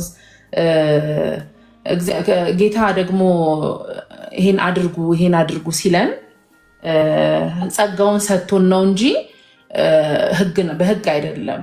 ኦር ደግሞ የማንችለውን ነገር ላይ አይደለም የሚያጋፍጠን፣ አቅሙንም አብሮ ይሰጠናል። እና ደግሞ ዮሐንስ 10 ላይ ይሄ ሌባውና ወንበዴው ሊያርድና ሊያጠፋ ነው የሚመጣው። እኔም ምናልባት መንገድ ላይ ወጥቼ እንደዛ አላልኩ ይሆናል እንጂ እስካሁን ድረስ የነበረኝ መረዳት እንደዛ ነው። ወንበዴው ሊያርድና ሊያጠፋ ነው የሚመጣው ለእኔ በቃ ሴጣን ነው ስቲል ማለት ነው። እስካሁን እስከዛሬው እስከተማርኩባት ሰዓት ድረስ ማለት ነው። ግን አሁን የገባኝ ያው ሌባው ወንበዴው ያ ሐሰተኛ ወይም ደግሞ ልዩ ወንጌል ወይም የስተት ወንጌል የስተትን ትምህርት የሚያስተምሩ እንደሆኑ፣ ምክንያቱም ቀስ እያሉ አታለው ነው የሚዘርፉን እንጂ እንዴት ነው ማለት ሴጣን እኮ ኃላፊነትም ተሰጥቶን ወይም ደግሞ ሆን ብለንም እኛ ራሳችን ላይ እንደዚህ በቤተክርስቲያንም ገብቶ በትምህርት ምናምን የሆነ ድርሻ ተሰጥቶት ኃላፊነት ኖሮት አይደለም። ግን ሐሰተኛ አስተማሪዎች ደግሞ እንዴት ነው የሚያደርጉት? ትክክለኛ መስለው ወይም ይሄ የበግ ለምድ ለብሰው እንደሚባለው ከዛ ይመጣሉ። ከዛ በኋላ ቀስ ቀስ እያሉ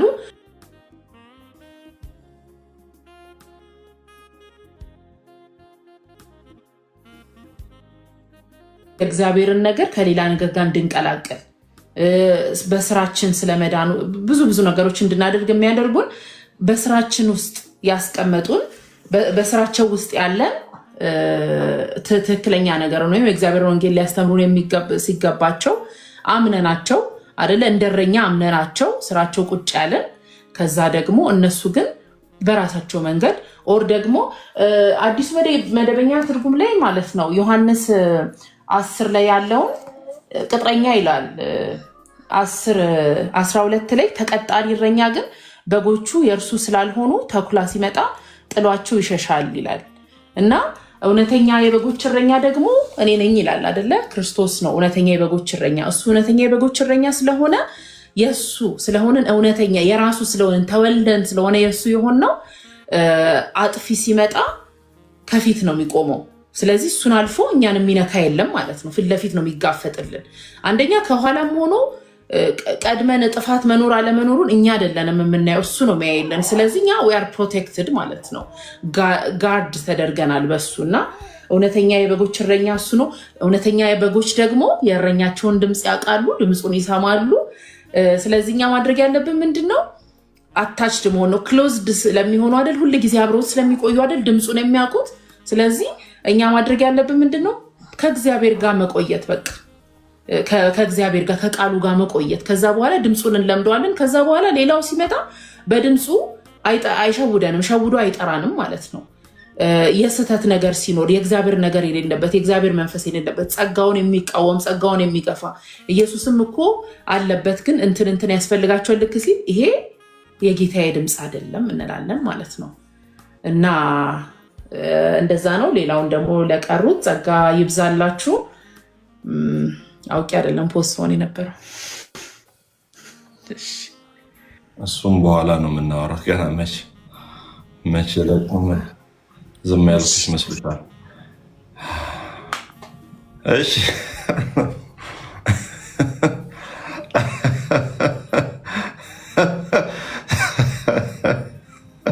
በኋላ እናወራለን። ገብቷቸዋል። ኤኒዌይስ እሺ አንቺ ሰና ይቀጥል። አይ የሆነ ነገር ትዝ ብሎኝ አይበቃሽም እንዴ? ሁለተኛ እድል ፈልጋለሁ። በኋላ እናወራለን። አሚዬ የተባረክ እንዴት ነህ? ኤኒዌይ ጌታ ይመስገን። ማይ ጉድነስ ዛሬ ደግሞ በቃ የት ነው ያለ ነው? እውነት ነው። በየትኛው ምዕራፍ ውስጥ ነው? እውነት በቃ ጥያቄው በጣም በቃ ኢሴንሻል ነገር ነው። ትንሽ ኖቶች ወስጃለሁ። የተሰጠኝ 5 ደቂቃ ነው። እኔ በ4 ደቂቃ ጨርሳለሁ። መዝሙር 22፣ 23 እና 24፣ ዮሐንስ 3 እና 4፣ ኢሳያስ 52፣ 53 እና 54 የሚል መጀመሪያ ስትጀምር የጀመርክልን ነገር ነው። በቆሮንቶስ መጽሐፍ ላይ ፊደል ይገላል ይላል። which means ህግ ይገላል የሚለው ኤግዛክትሊ ህግ ይገላል በሚለው ነው። በህግ ጊዜ ወይም ደግሞ በብሉይ ጊዜ በምትሰፍሩበት መስፈሪያ ትሰፍራላችሁ ይላል።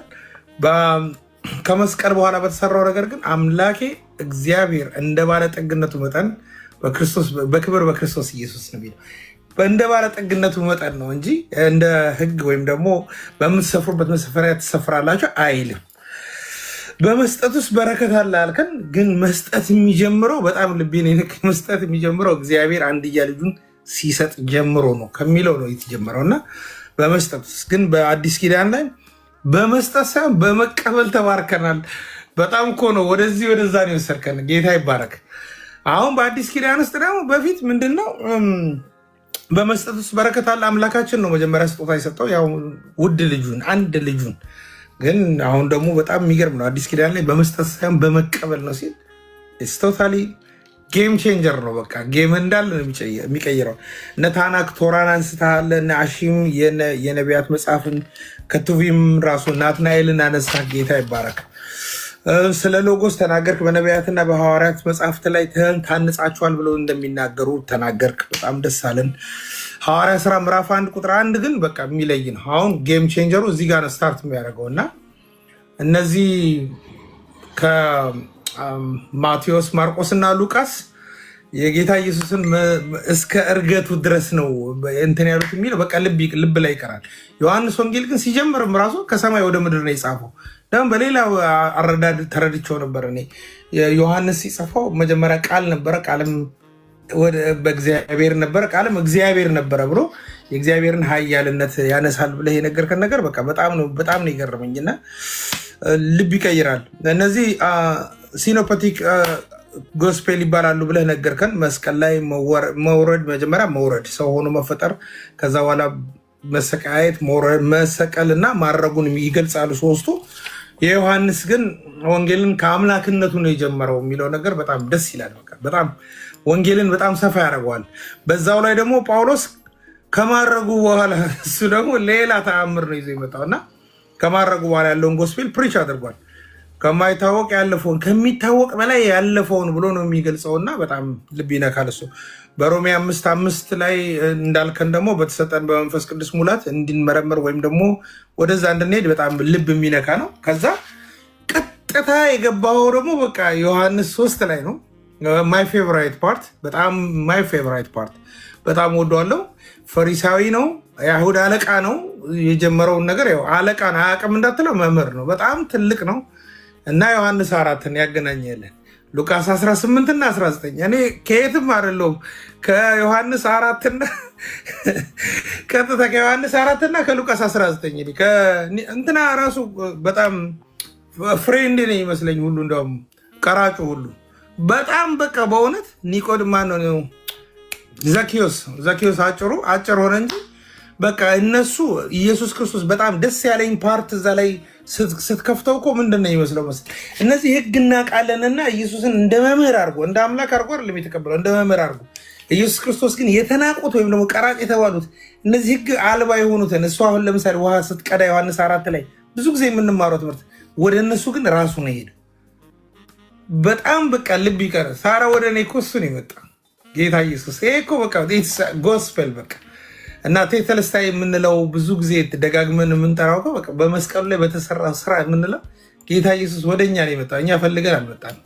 አንዳንድ ጊዜ ልንመካ የሚያስችለን ትምክት የለንም ትምክታችን ኢየሱስ ክርስቶስ ነው ያ የመጣልን በቃ ወደኛ ባለንበት ቦታ ላይ መጥቶ የነካን በጣም ዛሬ ልቤ በቃ ወደ ሌላ ነገር ነው የተቀየረው በእውነት ጌም ቼንጀር ብየዋለሁ በቃ ሙሉን በየትኛው ምዕራፍ ናችሁ እኔ ዮሐንስ 4 ላይ ነኝ ሉቃስ 19 ላይ ነኝ በቃ ወደ ሌላ አልሄድም አንድ ደቂቃ ነው የቀረኝ ቶሎ አጠር አደርገዋለሁ ጸጋ ወደ እናንተ የሚመጣ ኢየሱስ ወደ ኃጢአተኞች የሚመጣበት መንገድ ነው ያልከን ነገር በቃ ልብ ቀርቶናል ስለዚህ ጸጋ ይብዛላችሁ ጸጋ እኛ በኃጢአት ልንጨማለቅ ስንል ጌታ ኢየሱስ ራሱ ይመጣልን በጣም ይደንቃል እና መዝሙር 22 ዋጋ ስለመክፈል ነው ብዙ ማንሳት ስለማልችል ሌላም እና አሚን ምናምን ስላሉ ሁሉንም ስለሚያነሱት ዋጋ ስለመክፈል ነው መዝሙር 23 ደግሞ ከክሩሲፊኬሽን በኋላ ያለው ነው በጣም ነው የሚገርመው እዚህ ጋር አምላኬ ለምን ተውከኝ ብሎ መስቀል ላይ የተናገረውን ነገር ይናገራል በ22 ላይ 23 ላይ ደግሞ እግዚአብሔር እረኛዬ ነው የሚያሳጣኝ የለም ብሎ ከክሩሲፊኬሽን በኋላ ያለውን ነገር ይናገራል በጣም ይገርማል ሌላ መዝሙር 24 ደግሞ የሰው እረኝነትና የእግዚአብሔር እረኝነት የሚል አንድ ነገር ነግረናል የሰው እረኝነት ላይ አታድርግ ብሎ ሰዎች እንደሚናገሩ ከውጭ ሆኖ ብቻ ነው የሚመራው የሰው ልጅ የሰው እረኝነት የእግዚአብሔር እረኝነት ግን በውስጣችሁ ሆኖ ነው ያልከው ልቤ ላይ ቀርቷል መዝሙር 24 እናንተ መኳንንቶች በሩን ክፈቱ ይላል በፍጹም ለኛ አይደለም ማለት ነው ስለዚህ ነው መዝሙር 23 ነኝ መዝሙር 23 ያለቀልኝ ነገር ስለሆነ ማለት ነው ዮሐንስ 11 ላይ ስለ እረኛው የነገርከን ነገር አለ ግን በቃ ባሳጥረው ይሻላል ሌላ ዕብራውያን 5:11 ነግረናል ስለ ሌባና ወንበዴ ልዩነትም ነግረናል አይ ቲንክ በአለም ሳለን ስናውቀው ነበርና ሳታውቁ በሲስተም የሚወስድ ወይም ደግሞ የሚሰርቅ ነገር ሌባ ይባላል ወይም ደግሞ በጉልበት አሊያም ደግሞ በጠራራ ፀሐይ ላይ ደግሞ ወቅቶ ደግሞ ያን ነገር የሚነጥቅ ደግሞ ወንበዴ ይባላል የሚል እዚህ ጋር ወስደናል ስለ ቴተልስታይ ያው ብዙ ነገር አይባልም ዮሐንስ አንደኛ ዮሐንስ ምዕራፍ 2 ቁጥር 27 ላይ ይዘጋልና ባጭሩ ሌላ ሰው ምድል እንዲደርሰው ተባረኩልኝ ጸጋ ብዝት ይበልላችሁ በወፍ በረር ሙሉ ትምህርቱን ሰናይ አቅርቦላቸዋል ቀጥላችሁ ከቅድም ላልነበራችሁ ሰዎች በደንብ አድርጎ ሰናይ ያስቀምጦላችኋል ሰናይ ጌታ ኢየሱስ ይባርክ ጸጋ ብዝት ይበልል ተባረክ እሺ ኤደናዊት እንዴት ነሽ ሰላም ለእናንተ ቅዱሳን እንዴት አመሻችሁ አልተቻልሽም ቅዱሴ ከዚህ በኋላ ግን ከሰናይ በፊት አድርገኛው ካልሆነ ሰናይ እንዳለው እያልኩ ለምን እንዳስቀደምኩ ታውቂያለሽ በጣም በሚገርም ሁኔታ በቃ ስፔሲፊክ አድርጎ ያስተማርከውን ትምህርት እያንዳንዱን ነገር ገልጾታል እና ምን እንደምናገር ምን መናገር እንዳለብኝ አላውቅም ግን በቃ በጣም ተችሎ ስለወለደ ነው ቅድሚያ የሰጠው ቅድም ስራ ሆኜ ላይፍ ላይ ነበሩ ብዙም ጆይን ማድረግ አልቻልኩም ግን ደኔኪ ፕሮብሌም አቀጥይ ከዚህ በኋላ መጨረሻ ነው የምሰጠው ለሱ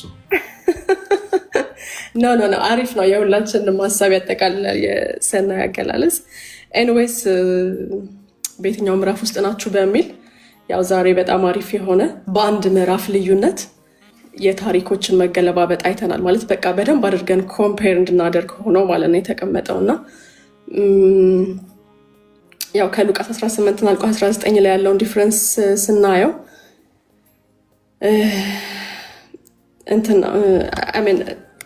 ሉቃስ 18-19 አይተናል ዮሐንስ 4 እና ዮሐንስ 3 ላይ ያለውን ዲፍረንስ ከዛ መዝሙር 22 እና መዝሙር 23 ላይ ከዛ ሉቃስ 18 ላይ ያለው ባለጠጋ ሰውዬ ያው ያለህን ስጥ ሲባል ስለ ሀብቱ ፊቱ ጠቁሯል። ያው ማለት መስጠት አልቻለም። ኢየሱስን ይወዳል፣ ሕግ ይጠብቃል በደንብ ግን ያለውን ወደ መስጠት ሲመጣ በጣም እንትን ሲያደርግ እናየዋለን። እና ከዛ ደግሞ ዘኬዎስ የተባለ አንድ ቀራጭ ነበረ። ቀራጭ ማለት ያው በጣም ኃጢአተኛ የነበረ ሰው ነው። ነገር ግን ኢየሱስን ለማግኘት ምን ያህል በቃ ልቡ ዳድቶ ዛፍ ላይ ወጥቶ ኢየሱስ በቀጥታ ወደ እሱ ቤት ገብቶ ከሱ ጋር በእራት ሲበሉ እና ኢየሱስን በቅርበት ሲያገኘው እንመለከታለን። ከዛ ማንም ሳይጠይቀው ኢየሱስ ይህንን ስጥ ሳይለው በራሱ ተነሳሽነት ያለውን በሙሉ ለመስጠት ፈቃደኛ ሲሆን እናያለን። እና በአንድ ምዕራፍ ልዩነት ውስጥ በጣም የሚገርም የታሪክ መገለባበጥ ነው ያየሁበት። ከዛ ዮሐንስ 4 ላይ ሰማርያዊቷ ሴት ያው ሁልጊዜም ተች የሚያደርገኝ ቶፒክ ነው ይሄ። ኢየሱስ ቀጥ ብሎ ሄዶ ወደ እሷ ሄዶ ያለውን በሙሉ ሲነግራት፣ ታሪኳን ሲነግራት እንዴት ተች እንደሆነች እች ሴት ማለት ነው። በቃ አደባባይ ላይ ወጥታ ወንጌል ነው የሰራችው። እች ሴት ወንጌልን በደንብ ነው የሰራችው ከሐዋርያቶቹ በተለየ መንገድ ማለት ኢየሱስ መሆኑን እንኳን ልቧ ነግሯታል። በቃ ታሪኳን በሙሉ ቁጭ አድርጎ ሲነካት በጣም በሚገርም መነካት ነው የተነካችው። እና ይሄ ሰው ኢየሱስ ይሆን እንዲ ያለች ወንጌል ማታቅ ተራ ሴት ናት እንግዲህ ማለት በቃ በሚገርም ሁኔታ ግን ልቧ ሲሸነፍ እናየዋለን። እና ዮሐንስ 3 ላይ ግን ያለው ኒቆዲሞስ ያው በጣም ሕግን የሚያውቅ ፈሪሳዊ ሰው ነው። ነገር ግን እሱ መምህር እያለ ሲጠራው ነው የምናየው። እሱ እንኳን መምህር ያለውን እሷ ደግሞ ኢየሱስነቱን አምላክነቱን መስክራለች። ከዛ መዝሙር 22 እና መዝሙር 23 ላይ ደግሞ የመስቀሉ ስራ እና የመስቀሉ ውጤት ነው ባጭሩ። ያው መዝሙር 22 ላይ አምላኬ አምላኬ ስለምን ተውከኝ እያለ ሲጮህ የነበረው የመስቀሉ ስራ ነው። ከዛ በኋላ ደግሞ መዝሙር 23 ላይ ያለው የመስቀሉ ውጤት ነው። ከዛ ስለ ሰው እረኛና ስለ አምላክ እረኛ አይተናል። የሰው እረኛ ቢቆጣጠረን እንኳን የሆነ ቀን ፊቱን ቢያጠቁርብንና ቢቆጣን ያው በዛው ልንጠፋ እንችላለን። ነገር ግን አምላክን እግዚአብሔርን እረኛ አድርገን ስንቀበለው ጸንተን መቆም እንችላለን ማለት ነው። ከዛ ያው እነዚህን የመሳሰሉትን አይተናል። ሰዓት ለመቆጠብ ያህል ቅዱሴ ተባረኩልኝ። ሁላችሁንም ወዳችኋለሁ። ዋው አሜዚንግ! በጣም የጻፍሽ በደንብ አቴንቲቭሊ የተከታተልሽ ነው። ጌታ ዘመንሽን ይባርክ። በጣም በጣም በጣም ድንቅ ነው ማለት ከኤክስፔክቴሽን በላይ ነው። ምንድነው ይሄ ሰዓቱ ማጠሩ ምንድነው የሚጠቅማችሁ? ቶሎ ሀሳባችሁን ኮምፕሬንድ እያደረጋችሁ እንድታወሩ ለእናንተም አቅም ይሆናችኋል። መስበክም በዛው ትችላላችሁ። ሀሳባችሁን በትንሽ ደቂቃ ውስጥ